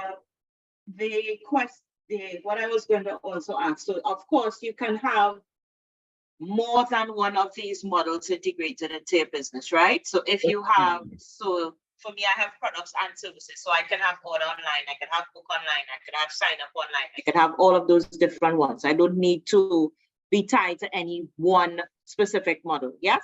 No, correct. So you can incorporate all of your revenue streams into one website. So you'll notice that Kim's Beauty sells bookable services, right? And she sells physical products, and she sells a course, and she also does quotation. Those are 4 different types of revenue models that she would incorporate into her website. And we're going to actually build out a prototype of Kim's Beauty as a website on its own and show you guys later on when we get into the more technical or rather more practical elements of the program. But we're going to show you how that comes to life in a very real way. All right. And I know Gilbert will also be showing you how Kim's Beauty will come to life in a marketplace setup as well. You know, based on some of the things that she will sell, and you know, you'll be able to see how each one works and maybe what, you know, where the differences are and, you know, where the trade-offs are and so forth. But you know, it can be equally supported by marketplaces depending on the type of marketplace, but can definitely be supported. It can support all of your revenue streams on one website. Sometimes persons may choose to separate it, but to be honest, if you're building one brand, try to keep it on one website. There are different ways to drive traffic to the different areas of your website, even though you may have different types of products or different engagement models with your customers. All right. So just want to show some quick examples of persons who use these models. So we talked about sign up. Or let me go back to slideshow. We talked about sign up for educational services, online ordering for simple products that we sell, and can be digital products as well. Keep in mind that for digital products, how it typically works that when persons add to cart and pay, it sends you a link that you download or a link to access something somewhere, right? Booking, of course, as I mentioned, for beauty services, you book your appointment. And the beautiful thing about it is that if you can have multiple bookable resources. So let's use the example of Kim's Beauty. Suppose Kim's Beauty had 5 hairstylists. Then we could set up all 5 hairstylists here and all of their own calendars, and you book them accordingly, you know, and you won't have any clashes or any duplications of booking. That's one of the main purposes. You can set up even, for instance, reminders about your booking on these types of things, whether it be using SMS or using email. Email is a pretty standard. And again, all of these solutions provide backend interfaces to see everything that is happening and manage your operations from that side. Then, of course, quotations, we normally use quotations for any service that requires pieces to come together for there to be a final pricing or requires some type of assessment to be done of the situation before pricing is provided, right? And then I want to now get into structuring the sell online. Now, I remember when COVID just came and everybody was running frantically to get into this online business. And one of the biggest challenges that person had was seeing how the online part of their business would fit with their offline business. And what I want to encourage persons to do is to run one business. You want to structure yourself to sell online in the exact same way you structured yourself to sell offline. If anything, online should only be optimizing your offline experience by maybe lessening some of the steps, automating some things, but at the end of the day, the process should be the same. You don't want to find yourself running two different businesses, right? So I'm going to use the example of a restaurant here. Everybody connects easily with a restaurant. When you think about going to a restaurant, first thing you're going to a restaurant to eat, yeah? First thing you want to know is what's on the menu. What are their price points like? Are they an expensive restaurant? You want to watch any pots and pans today, so I want to work with enough money, yeah? So I want to know what it is that they sell. What does it look like? It look nice, are there any reviews? Tell me if it tastes nice. But you want to at least review their menu to see what they offer and the price that they offer it for, right? That's one of the first things you want to show when you walk into a restaurant. So when you walk into a restaurant and you have a seat, the first thing they do is they give you the menu, right? So that's how they sell offline.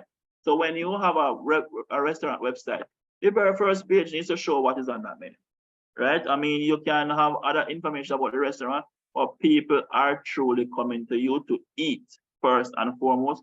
They want to show them what they've come there to eat first and foremost, right? Then of course, you have some persons who may, if it's a fine dining restaurant or somewhere that you can book a table, then persons may want to be able to book a table, right?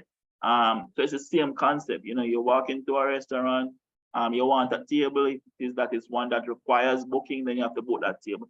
Again, you want to show up online in the very same way that you are selling offline, right? And then the last thing that you may want to know is, all right, so this restaurant does seem to have the type of food that I want at the price that I want. Where are they?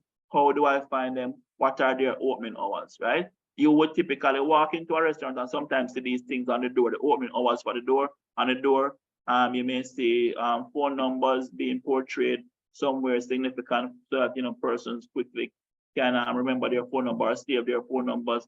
And you can give a brief description as to what this restaurant or this business is about. So I'm showing this as a simple way of showing up online in the same way you would offline. Now on the right hand side here, we have options for pickup and delivery, cash versus card. You can choose to order when you want to have, can choose when you want to have the food delivered. It's just like if you call into the restaurant, you had access to their menu and you were ordering over the phone. You want to come in and pick it up, or do you want to have it delivered? Will they be paying cash or card? And they will determine whether or not they send their delivery person with a card machine, or are you expecting to pay cash? So this is how a restaurant will typically operate offline. I want to ensure that you are very much in line with that same way of operating. At the end of the day, guys, you want to, and you see, especially when it relates to persons who sell products. One of the biggest challenges persons who sell products have is inventory management. So you have this website that is selling product A, and you're selling product A in store as well. You only have 10 products in store, but you have a rush to your website and people bought 12. How are you going to sell them that additional 2? If you have to go back to them and say, boy, guys, we're out of the product, will have to refund your money automatically. It gives that person a bad experience. Not only am I inconvenienced for the time I spent searching and finding and buying that product, I will have to wait maybe 5, 6, 7 days to get back my money. And I will still have to go somewhere to find and buy that product. It's a very bad experience, right? So managing inventory is one of the biggest challenges that persons who run offline operations have when they migrate online. You can solve this by integrating your online systems with your offline systems to ensure that if a purchase is made in store, it reflects online, and if a purchase is made online, it reflects in store. So if there are 10 items to be sold and a product is purchased online, it now shows as 9 in the inventory that is left right across the board. So we're not selling things that we don't have, right? Very important to understand this. And if it is that you are going to be, if it is that you do not have the funds to be able to do the integration, because integration can sometimes work out to be pretty expensive, you may have to look at having inventory for online separate from offline. Of course, you can always move around and treat that inventory as supply, as your supply moves up and down. But that is up to you to determine. At the end of the day, the ideal setup is to have one operation running. All right. Any questions on that before we jump into e-commerce and payment system?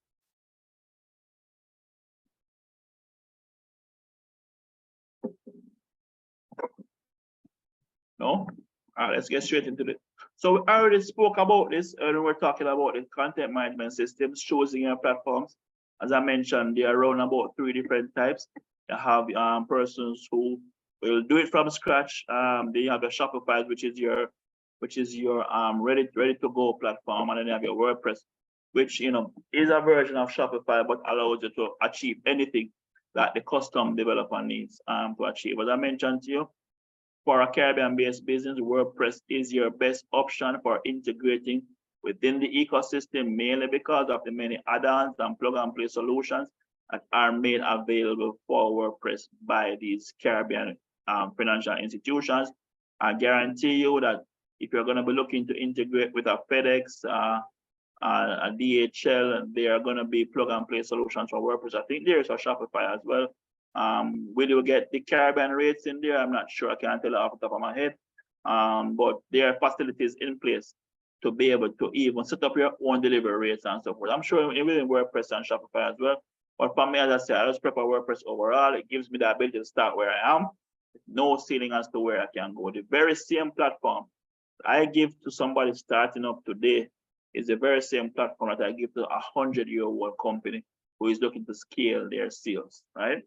So I can't echo enough, guys, how important it is to determine how you choose a platform. I don't want to knock the Shopify's. I actually believe that it serves a great purpose. As they do it yourself, as the person who have no budget, I need to start today. Sometimes you have to start where you are, right? Start where you are, maximize the ability of that platform, and then if it's that you need to do more and it can't service that need, then you can always migrate.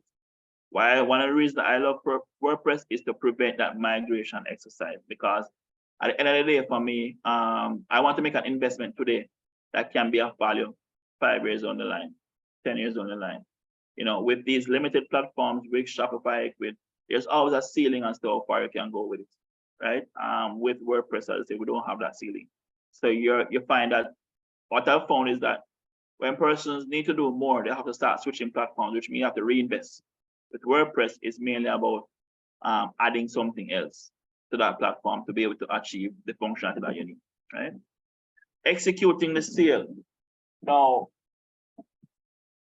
so we talked about different types of platforms. So you have the Wixes, you have WordPress, you have all these other systems. Shopify automatically comes with the ability to execute the sale.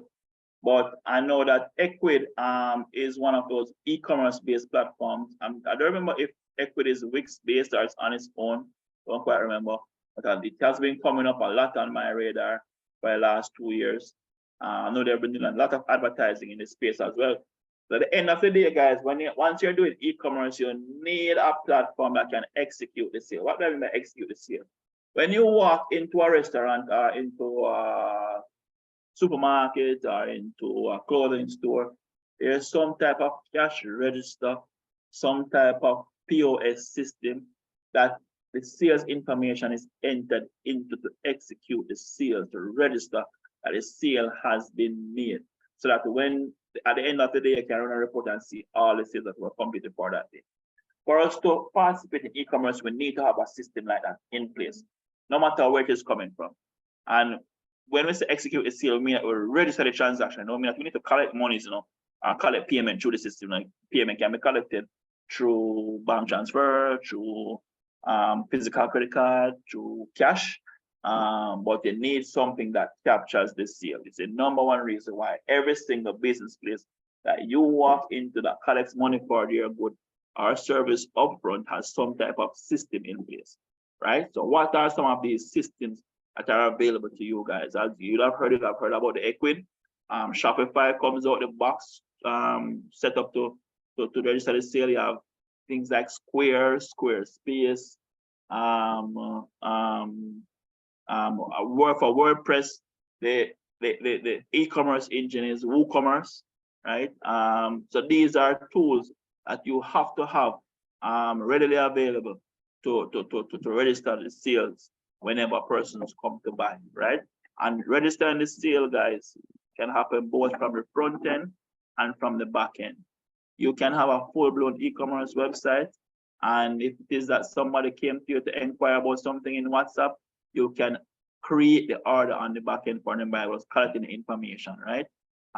Sometimes we don't want to wait for the customer to do it on their own time, but we want to generate it and send it to them just for them to make payment. Again, the more convenient you can make it for the customer, the easier it is for you. So in these systems, you're able to actually execute the sale both from the back end, just like how the cashier at the cash register would punch in the information for your order and process the transaction for you. You can do it for the customer, or the customer can go on the front end and do the same, right? In the back end of a system, this is what you typically use to register the sales. So this is where the orders are captured. So this is a quick snapshot of the back end of WooCommerce, right?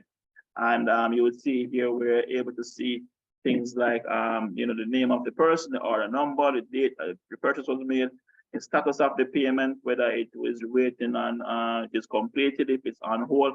On hold is a default status that normally is used for bank transfer payment methods.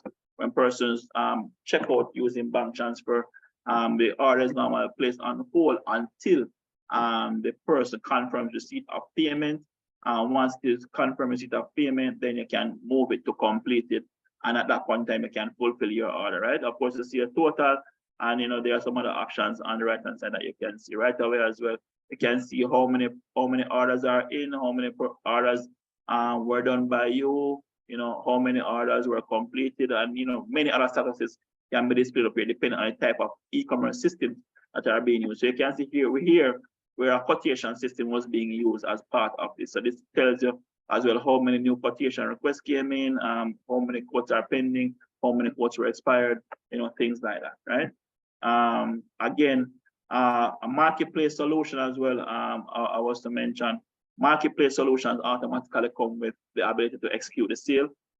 They come with the systems in the back end to give you this similar type of information, who your customers are, what did they purchase, when did they purchase, what's the status of their purchase, right? Then we get into collecting your money. And, this is where I want to echo again that, e-commerce is not only about collecting credit card payments. At the end of the day, credit card payment is only one of the payment options, as you can see here. Again, just opening up the payment manager from the back end of WooCommerce. You can see here where we can facilitate cash on delivery. We can facilitate bank transfer. We can facilitate even payments from Western Union. And what does this mean? I'm going to explain that. You have PayPal, Stripe, and these are two credit card payment options that are available. Now, the difference really between all of these is the type of payment and how the system works. So you have offline payment methods and you have online payment methods. With the online payment methods, meaning that the website, the one that happen on-site, sorry, not online, on-site and off-site payment methods, right? So you have offsite payment methods where somebody makes an order online and chooses to come and pick up in store and pay via cash, or have the product being delivered to them and pay via cash, right? And you have bank transfer, which is an online payment method, but an offsite payment method where the person checks out the select bank transfer as their payment method. And what will happen is that the system, in sending them the invoice, will also send them an instruction on how to make payments. It will say, please make your payment at Scotiabank, account number 10000, branch, currency, SWIFT code, all those things you can provide. You can provide even wire transfer details in there as well, right? So although it's an online payment method, it's an off-site payment method. And Western Union is another option as well that you can tap into for persons who want to leverage that money transfer service. I've come to learn recently that these days Western Union in the Caribbean are actually linking to persons' bank accounts. So for persons like me who do not want to be walking out of Western Union with $500,000 or $1 million cash, I just don't feel comfortable with that. Apparently, we can now set up connection to our bank accounts to have that money transferred directly there as well. So that's an option for persons who are who are selling internationally or at least outside of your specific country, right? Then you have PayPal, which is I want to talk about PayPal a little bit. So PayPal is a unique on-site payment method that works for everybody. When I say everybody, I mean everybody right across the world. It doesn't matter which country you are from. Well, I'm not saying it doesn't matter, because I'm sure there may be 1 or 2 places that PayPal may not accept business from. But you can set up a PayPal from anywhere in the Caribbean. And I've come to learn that there are even some Caribbean countries that allow you to connect to PayPal. In Jamaica, it doesn't. But I think it's for reasons of how high fraud is out here. But I've heard that there are some Caribbean countries that you can link up with PayPal. Now, the reason why I wanna spend a little time on PayPal is that we all want to collect our monies on our own terms using our regional payment gateways. But oftentimes, these regional payment gateways are very expensive based on the stage where we are in our business. Requires a lot of technical support and takes quite a bit of time to get set up, right? You go to First Atlantic right now, I guarantee you the minimum time that it will take you to get your payment, and you're not gonna go to First Atlantic, you're gonna go to your bank, and your bank, if they work with First Atlantic, will say, all right, we work with First Atlantic, so let's connect you with them. But it's gonna take you at least a month to 6 weeks at best. At best, when I say at best, I means that you would have been working with your banking manager, your technical partner would have been on the ball, driving communications back and forth between yourself and First Atlantic. It's going to take you 4 to 6 weeks at best to get set up. Your bank is going to charge you an amount of monies to open the account to access the e-commerce service. And when I say this, I mean that, so you get when you go to the bank as a business owner, you will get a business account.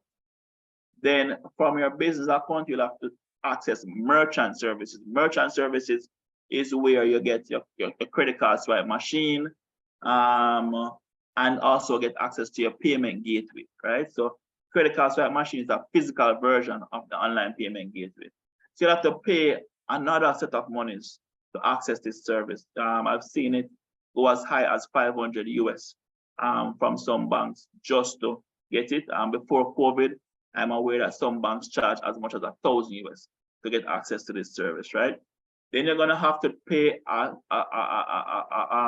technical person some monies to do the integration between First Atlantic and your website. First Atlantic only works with technical people. If you don't have a technical person, even when you're signing up with your bank, you're gonna ask who is a technical liaison to provide your technical information on that application process, and First Atlantic will liaise with that technical person to get you set up on their system, which is gonna take weeks to months sometimes, depending on how fast the bank itself is moving and how fast FAC is moving, and also based on how much backlog they have to clear, because First Atlantic again is servicing the entire region, not just your country. So you're gonna find that sometimes it does take some time for them to get to you, right?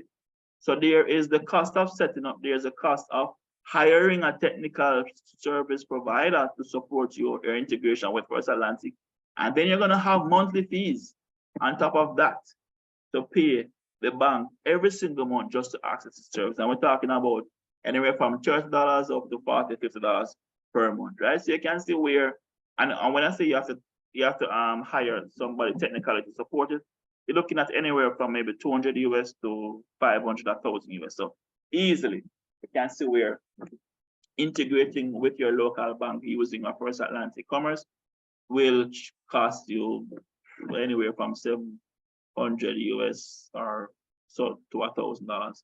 In recent times, I've seen the prices drop from the banks. So before COVID, I say it was $500 to $1,000. I've seen some banks up as little as 100 US.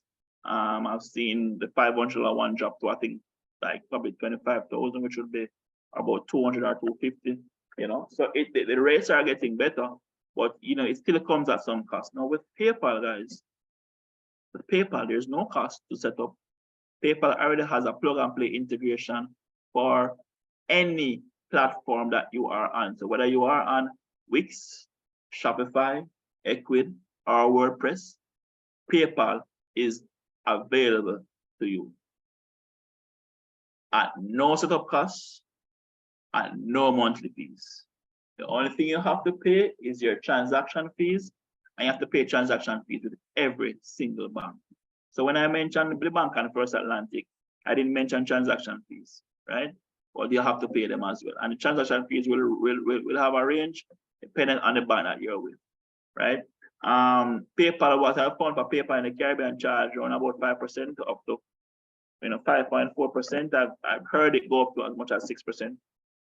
But the beautiful thing, guys, about PayPal is that you're able to get set up and going with no cost, and you can do this today. You can sign up for a PayPal account today and start collecting payments tomorrow. So oftentimes I recommend that persons have this as part of your startup plan. If it is that you're going to test your business model, start with PayPal. You can integrate PayPal while you're setting up your local payment option. However, there are some drawbacks with PayPal, and the main one is access to funds. So with PayPal, because there's no direct linkage to your bank account in most Caribbean countries, based on my understanding, I've heard of some that mentioned to me that they are able to connect their PayPal to their bank account. I think St. Lucia was one of those countries. I don't know if that is still so.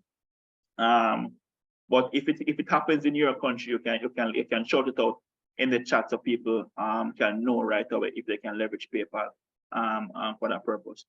PayPal, however, does not support our local currency, so you have to list your prices in USD. If you are already listed in USD, then that is not a problem to you, right? And of course, when you're signing up for PayPal, you have to sign up for a PayPal business account. You have PayPal individual account, which allows you to send a payment link to somebody to make payment. But once you want to integrate it on your website in a seamless way, you must use a PayPal business account. Now, you must have already started business, and you must be able to provide that information to PayPal as part of the sign-up process, right? The next thing as well with PayPal is, as I said, how long it takes you to get access to your funds. So after transactions are completed, you can choose to request a check from PayPal. That's the easiest way to get your money from PayPal. In Jamaica, there are some providers who offer what we call PayPal cashing out. I was one of those providers. I think I was among the first, if not the first, and quickly started following after that. But the reality is that PayPal is a very difficult company to work with, and there are challenges even in and around providing that service. So we have to be careful about who we engage with, because some of these providers are not necessarily above board, and PayPal will hold on to your funds for many different reasons, and cause a little bit of headache where that is concerned. That's why that was one of the issues with PayPal, why persons were not pro PayPal. They found that oftentimes it was freeze their monies for different reasons. I'm sure PayPal has a reason for freezing the funds or holding on to the funds. A lot of it is related to security. At the end of the day, we have to keep in mind that PayPal and Stripe are two gateways that operate on a low security, low risk. They operate based on a low risk profile. So if that they identify that your business may be of a higher risk, or there are things that are happening within your business that may cause them to classify you as a high risk business, you may find that they may hold on to your funds a little bit more than normal or support, you know. But long and short of it is that if your business is in good standing and there's no issue to do that, then you should enjoy seamless operations for the most part. Now with PayPal, when you request a check from them, it's going to take a few weeks to reach you in your Caribbean country. And if you're anything like Jamaica, where it takes 30 days to clear your international checks, that's an additional 30 days to wait for your monies to clear. Now, keep in mind, guys, that unless you are collecting all your monies using credit card payments, this will only be a portion of your money. It could be a small portion, it could be a large portion, but it will only be a portion of your money.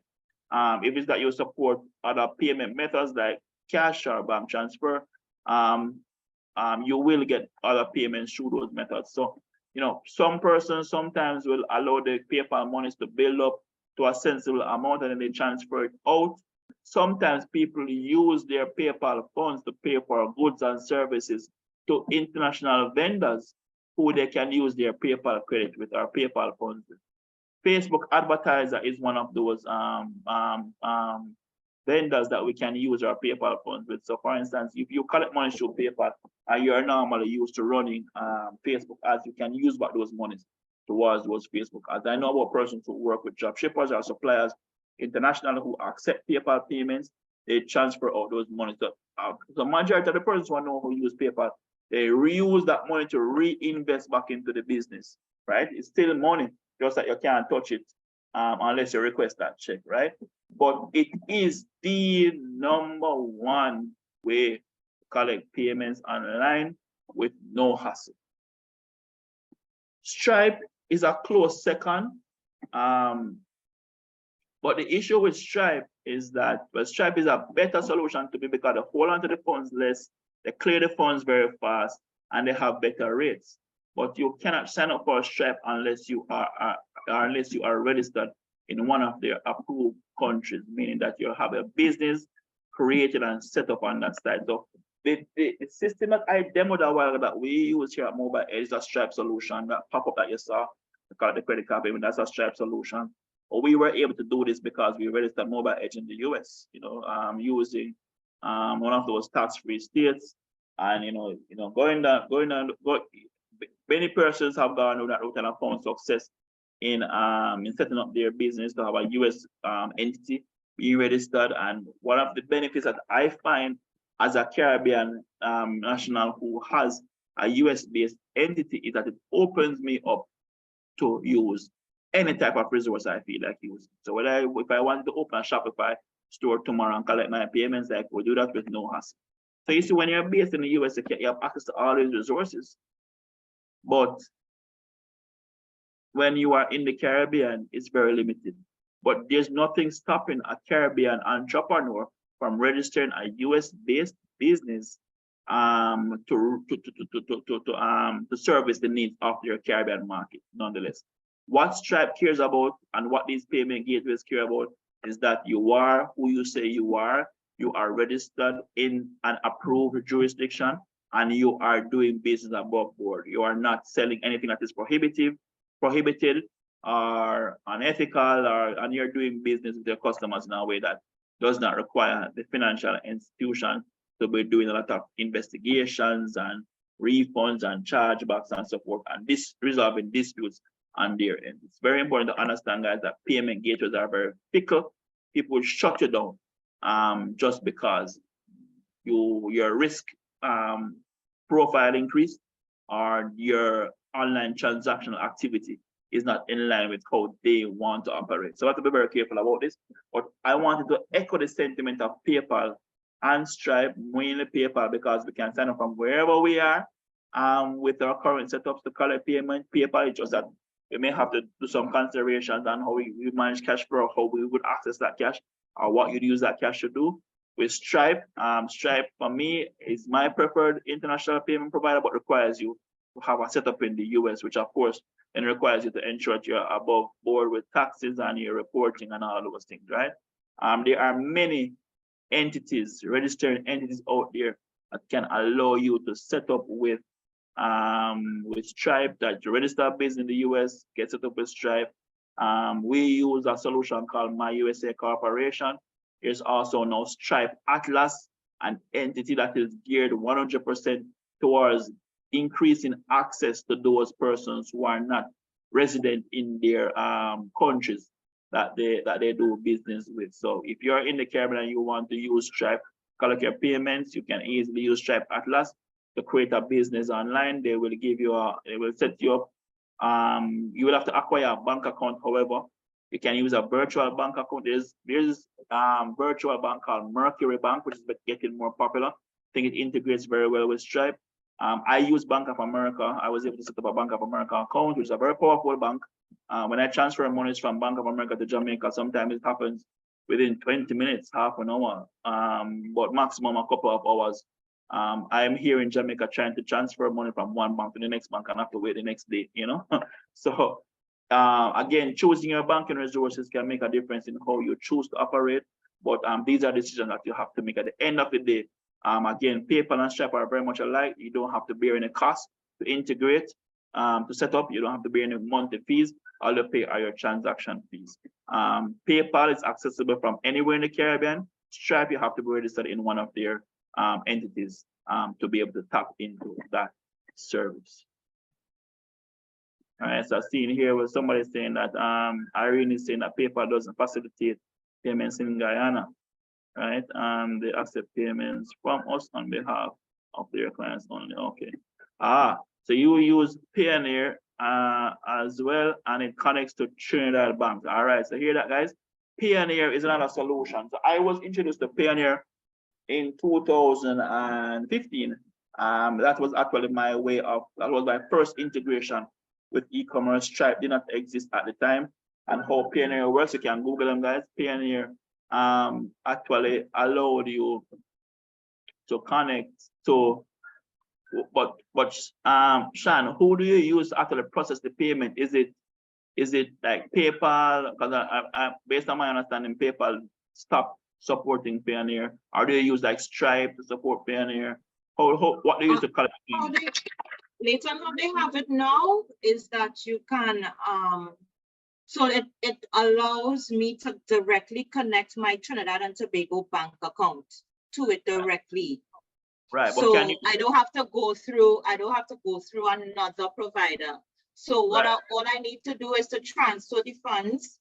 They will take their charges and fees, of course, but I could transfer directly from my Payoneer account to my First Citizens bank account in Trinidad without anybody else stepping in between there. And how much would they charge you for that transfer? Is it like a 4% or 3%? Yes, about 3.5%, I think.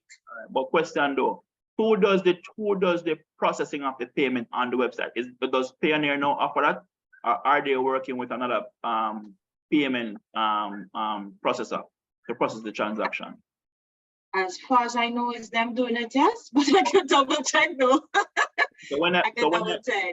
So when I started doing e-commerce, Payoneer was being touted as the #1 way for Jamaicans to get paid for any like freelancing or any type of service online. You know, so if you work with Fiverr, Upwork, or any of these solution providers, you could accept your monies in using Payoneer.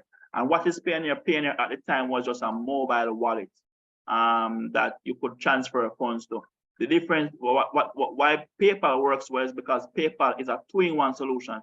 PayPal offers the processing of the credit card transaction on the site, and then when the funds are cleared, the money is dumped into your PayPal wallet, and then when you request a check from PayPal, it is done against the wallet.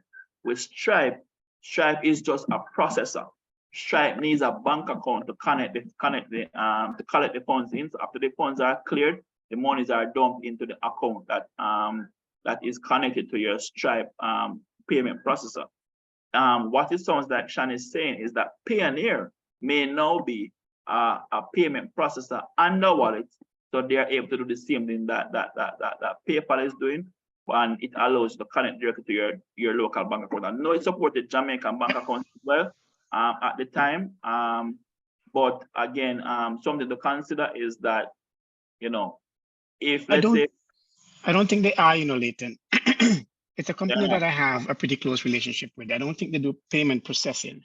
As you Okay. said, they're a mobile wallet. We have them integrated in our system as well, but Okay. not as a payment gateway, just for money, movements of money across Right. borders. Right. Yeah. So when I started using Payoneer, I was using this solution called 2Checkout that was supported across the Caribbean. 2Checkout was the payment processor, and their partner for collecting the monies was Payoneer. So you install 2Checkout on the website. 2Checkout would be the facility that you punch in your credit card details in. It verifies, it completes the transaction, and then when the monies are credited, it dumps the money into the PayPal, into the Payoneer wallet, and then you can request a transfer to your bank account from Payoneer. What this now means is that you have two charges that you incur. You incur the processing fee, which would normally be around about 4%, thereabout, by the payment processor, and then you're going to incur another 3 to 4% from Payoneer to get access to the funds, which is around about 7 to 8% in total coming out of your money. So this is something that you have to consider. But it is a solution that gives you fast access to the cash, so you can choose whether or not you want to mark up your goods or services to facilitate those transaction fees. What I've learned, what I've seen persons do in the past is try to pass on that charge to the customer as a processing fee. But I've come to learn that this is actually illegal. And MasterCard and Visa card are actually shutting down anybody who shows evidence of this, because these fees are to be absorbed by the merchant who is providing the good or service to their customers. So Payoneer is a good option, guys, to connect to your banks. You can, I believe that you should be able to use Stripe and Payoneer as well. As I said, there are other solution providers like Mercury, which I know does easy integration with Stripe. I've just never, my partnering companies have used it before, but I didn't get to understand how they got access to the funds, if it was a request of a check or it was a bank transfer and linked directly to the bank. But these are some considerations. As I know, Payoneer worked well for the Caribbean. So, it is definitely one of my recommended solutions for Caribbean-based entities. It's just that you'd have to match that with a payment processor that works with it. All right. So anybody, you can Google Payoneer and just look them up, learn a little bit about them. You can also check out 2Checkout as well as a payment processor that should allow you to sign up from your Caribbean country and collect payments. So these methods are recommended simply as workarounds that allow you to get set up cheaply, quickly, without any recurring overhead. So if you don't have no sale today, you don't have any expense to incur.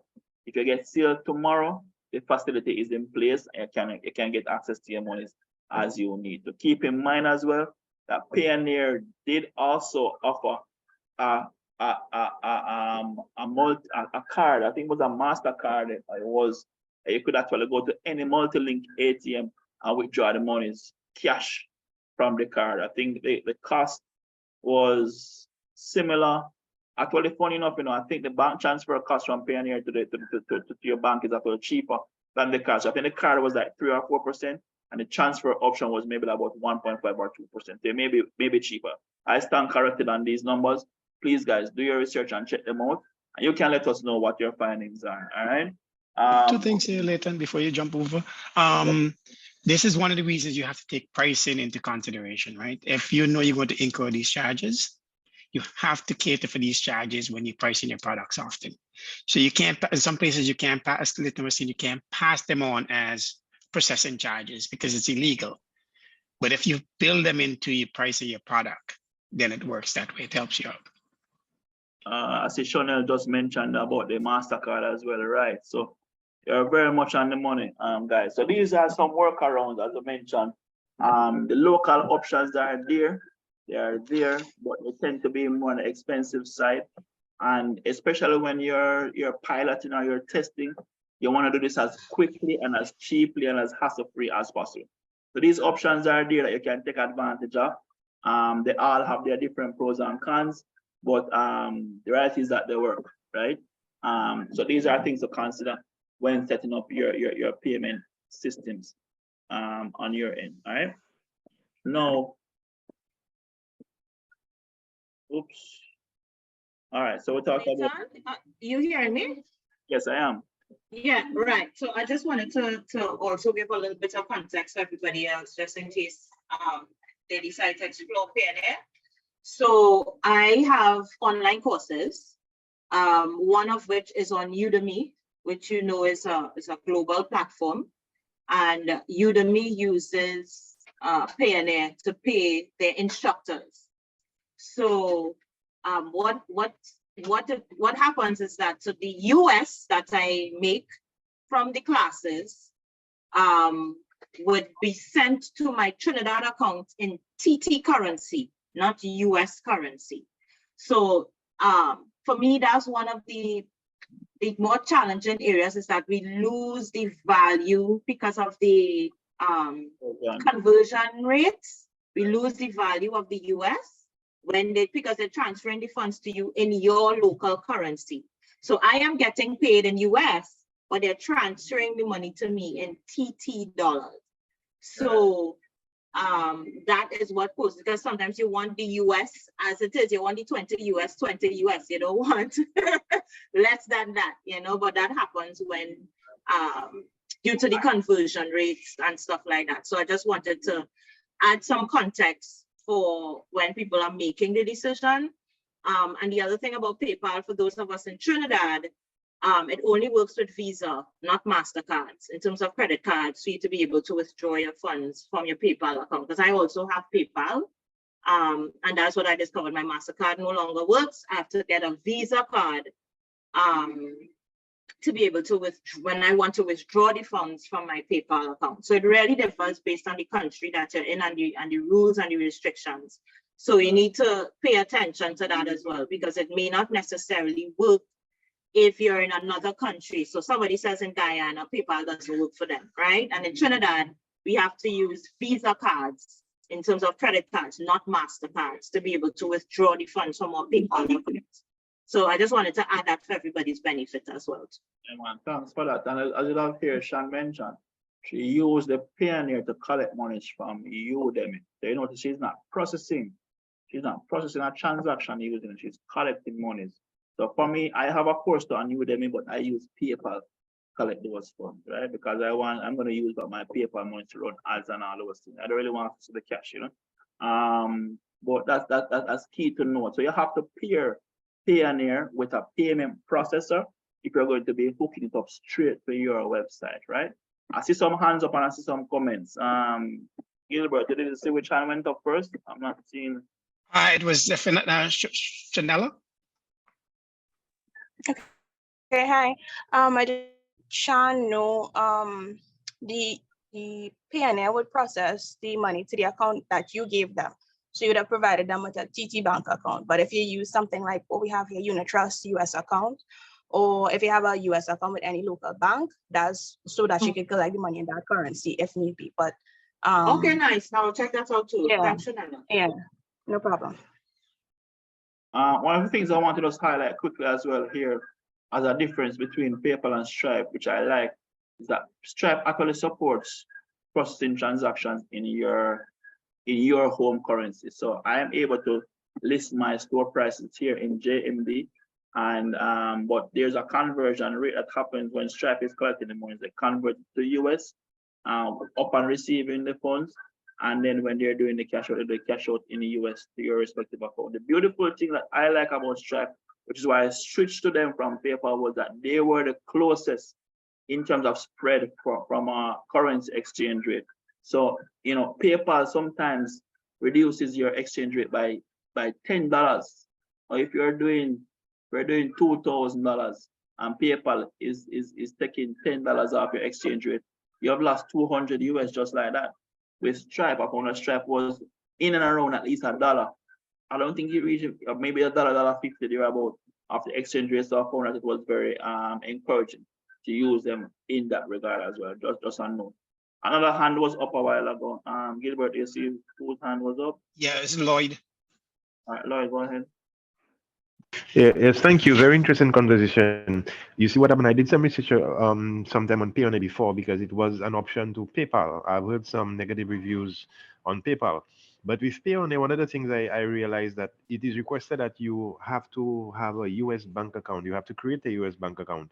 So if you don't have a bank account in the US and you're from a Caribbean island, how do you bridge that hurdle by going above this? What do you do to create this US bank account to receive funding and payments? Thank you. This is for Payoneer. Yes, for Payoneer. Well, I think you can sign up for. So what they're saying is that they will give you a U.S. bank account with Payoneer. You understand me? That the currency of the account that you're gonna receive from Payoneer is a U.S. account. So, for instance, Udemy, Fiverr, Upwork, all these platforms, they make their payouts in USD. So for you to receive that USD from them, you would have to get a US account. Just like if you're in your respective country, I'm here in Jamaica, the standard is to get a JMD account, but I can request a US account from my bank so that I can receive payments in that currency and not have it converted. So I think that's really what that may mean. You understand? And you have to get a US account from them. So you can stay from wherever you are, sign up with them for that US account. There are other providers out there as well who offer US accounts. Like I said, I stumbled upon this Mercury Bank that was being recently promoted as a digital bank that you can pair with Stripe to collect payments. So there are these facilities out there that you can sign up for online, but I believe the process will be the same for Payoneer. I signed up for Payoneer, I got my US account. They shipped the Payoneer card to me here in Jamaica. And you know, as I say, it pretty much worked how it was supposed to at the time, right? So that's really that. Somebody asked about VEAP. That's a good question. So VEAP is one of the newest entrants as a Caribbean payment processor in the region. They are from Trinidad. They are now in Jamaica. I don't know where else in the Caribbean they are. They boast that they support any bank. I've never worked with them personally before, but I know they have an affiliation here in Jamaica to First Global Bank. So they are the payment processors on behalf of First Global Bank. My understanding is that it's just like First Atlantic with NCB, Scotiabank. It's just a payment processor that works on behalf of that bank. So you should be able to go to the bank and get your payment systems into. To the end of the day, VEAP does not offer a wallet solution to hold the funds. They have to work with a financial institution to hold the funds. And majority of the time, when payment processors work with financial institutions, you have to go through the acquiring financial institution to get a relationship with the payment processor. All right. But if you are in Trinidad, I know VEAP is from Trinidad and are heavily integrated with Trinidad. I know they even have mobile tools, so like maybe swipe machines, point of sale systems, things like that. But in Jamaica, no, they're growing. But in terms of just how they integrate with the banking system, I'm not 100% clear on that part of it at this point in time. But I know they have a direct affiliation with one particular bank here in Jamaica. I don't know what the reality is in your country where VEAP maybe operates. All right. Any other questions before we move on? No. All right. Let's see how far. Don't forget your time that you have to allot to. Yes, I just realized that time is fast approaching. All right, so let me just quickly run through these additional slides, which are quick slides. So as I mentioned here, guys, credit card payment systems include, you need to understand what our credit card payment system. Not every credit card payment system is a payment gateway. So payment gateway is the most popular form these days because we're focusing on online sales where a shopping cart solution is being used, just like Amazon. You add a product to cart, you go to your checkout page. On the checkout page, you put in your credit card details. Right there is where the payment gateway sits, guys. The payment gateway is injected on the checkout page to process the credit card information against your billing details. So when you get up, when you go to the bank and you put in your information about who you are, to get your credit card, that determines your billing details. It checks all of this information across each other and verifies the transaction. But you have other types of payment methods or payment systems. You have FastPay payment system, and you have payment portals.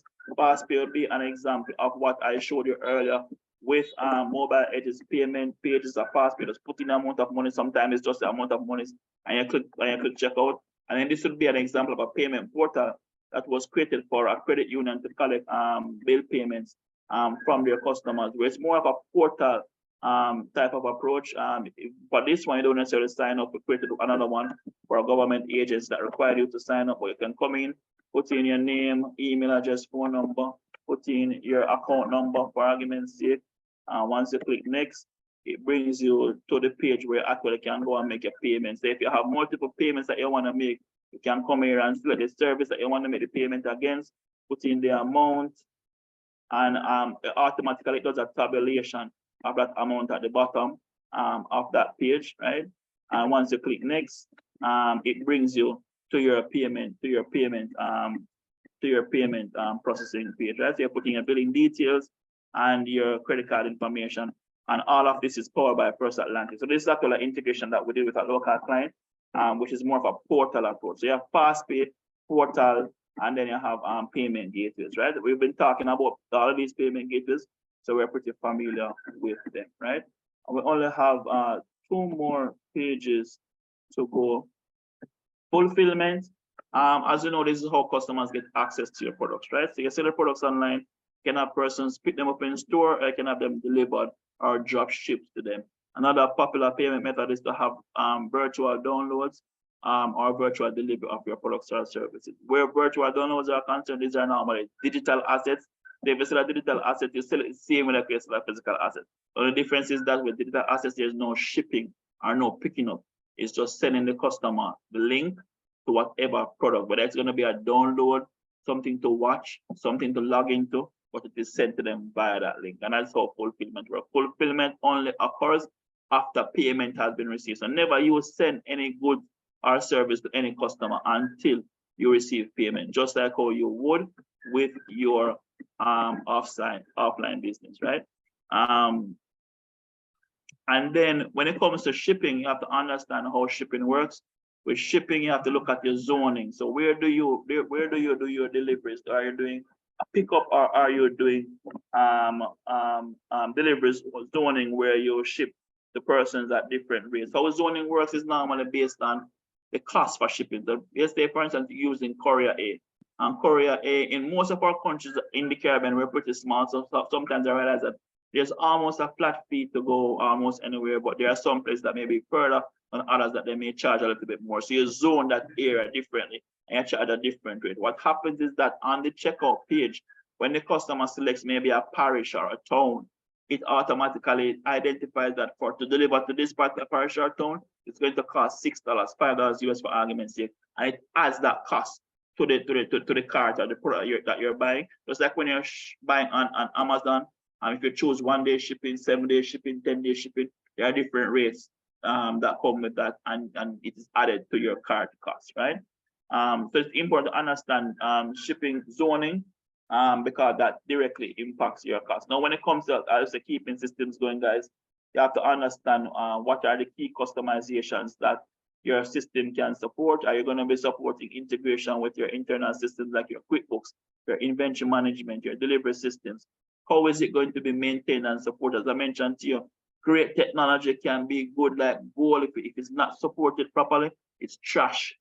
You can't use it in a business because when things break, when things need to be upgraded, there will be no options for that, right? Are there any questions? I know we skimmed over the last few areas, which really delivery.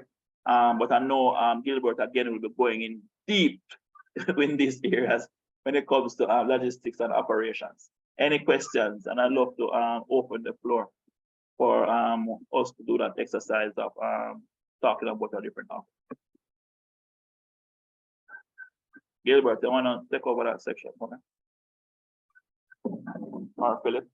Okay, so I know we were supposed to leave a maximum of 5 minutes per firm. I don't know that we currently have sufficient time to adequately and justly allow Roxanne, who else to say, planting seeds, and myself. I don't know what you guys think. Yeah, and Leighton said he has, Leighton, you said you have, Yeah, I want to include something in the offering because what I noticed, I mean, whilst the marketplace options are great, not every business in here will fit for the marketplace. So there's a turnkey cheap solution that we're offering to those who want to have a website set up on their own.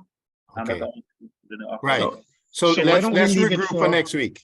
Right, Yeah, right. Let's do it at the opening session next week. The beginning of next week. Right, right. Yeah. Right. So give everyone the opportunity to the time to actually prepare. So Roxanne, as I said, the guys from Planting Seeds, everyone, for next week at the opening sessions, we can start. Right. So let me apologize to those who are geared up and ready to go today. I mean, yeah, you have more time to practice for your 3 minutes.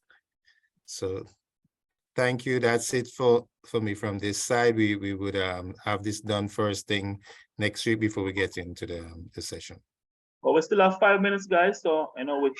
Right. So, yeah. So you guys could elicit feedback and questions on any today's questions. session. Yeah. Okay. Right. Any questions? Any hands up? Edmond, do you have your hand up? Yes, I do. So I recently had a really terrible attack on for malware on my website. So I can say firsthand that it really is important for you to make sure upon the construction of the website or whatever providers you're using to get your website that you're using the proper security mechanisms to keep the website secure. I have calls from my hosting provider for my hosting, and they told me about this plan that they have to sell to secure the website that would cost like $200 US a year per site. And then it's just been a really, really, really scary time because the website was also brought down from Google because of the malware. And you know, it's important, you know, this class was really, really, really important because, you know, like we've always seen malware on the internet and so on, but when it actually happens to you, you just feel completely helpless, right? And while I'm the tech person behind my startup, you know, I did manage to fight off the malware, get everything up and running again, but it still really is a daunting and scary experience. But I'm really thankful for this class. Thanks. Yeah, I'm going to be doing a session on cybersecurity, and trust me, it is critical. Like, I work in security as well. So my first malware attack, just to recover from that, the cost was $250,000 US, just recovery. But yeah, it is expensive because if it's immediate, I can't talk to them. Yeah, it's very, very expensive. It's something that you really have to spend time planning and implementing correctly from the beginning. It's not complicated. I make it sound scary because when you lose your business, it's just not the recovery, just putting your business back together. It's all the income that you lose by not having your business there. So you're constantly losing money and you're constantly spending money to recover. But the mechanism that you can put in place to safeguard your existence, there's nothing, you could always almost count on it that at some point in time you would be hacked. But how you recover from that requires planning, and there are relatively easy steps that we can put in place to make sure that that is done. And we'll go into that. Philip, are you still here? Yes, Philip? I am. So I see a question here from Ayola. Great session today. Thank you. I'm wondering if there will be some type of funding for entrepreneurs to access to implement their existing e-commerce platforms. Seem like some costs may be prohibitive. I don't know if you want to address this. No, originally the program did not contemplate paying for goods or services. However, we were able to negotiate at least the payment of access to a marketplace, so participants can go ahead and start implementing what they learn, setting up their shop. Right. So in other words, I think the short answer to that is not necessarily to do your full-blown e-commerce strategy, but there is some provision to provide at least some introductory systems that allows you to get your feet wet and even start maybe prototyping and piloting your digital strategy as it relates to, you know, this program. All right? Yeah, but I can tell you going forward from the regional ecosystem supporting digital transformation, in the next couple of months or so, there should be a program coming from the Caribbean Development Bank with some grant funding for different digital transformation activities that will be open to Caribbean businesses. So keep your eyes open, and maybe that's an opportunity to get some grant funding for digital transformation in general, including things like platforms, websites, etc. But as far as VEAP goes, no, we don't have the resources for that sort of direct funding. All right, thanks for that input, Philip. Any other questions, guys? Any other headaches that you guys have had that you need any support on overcoming or answers to? We were that thorough, eh? Well, we're 1 minute past the hour. If there's nothing else, then that's a wrap from me. Philip, Gilbert, I don't know if there's anything final that you want to touch on. Oh, I'm good. Looking forward to seeing you guys next week. And one of the things I said earlier, Philip, is that I would like for each of the businesses here as well to do a 3-minute pitch of their product over the coming weeks. So you guys can take the time to start putting together a presentation of what your product is so that everyone else here can see exactly what you're doing.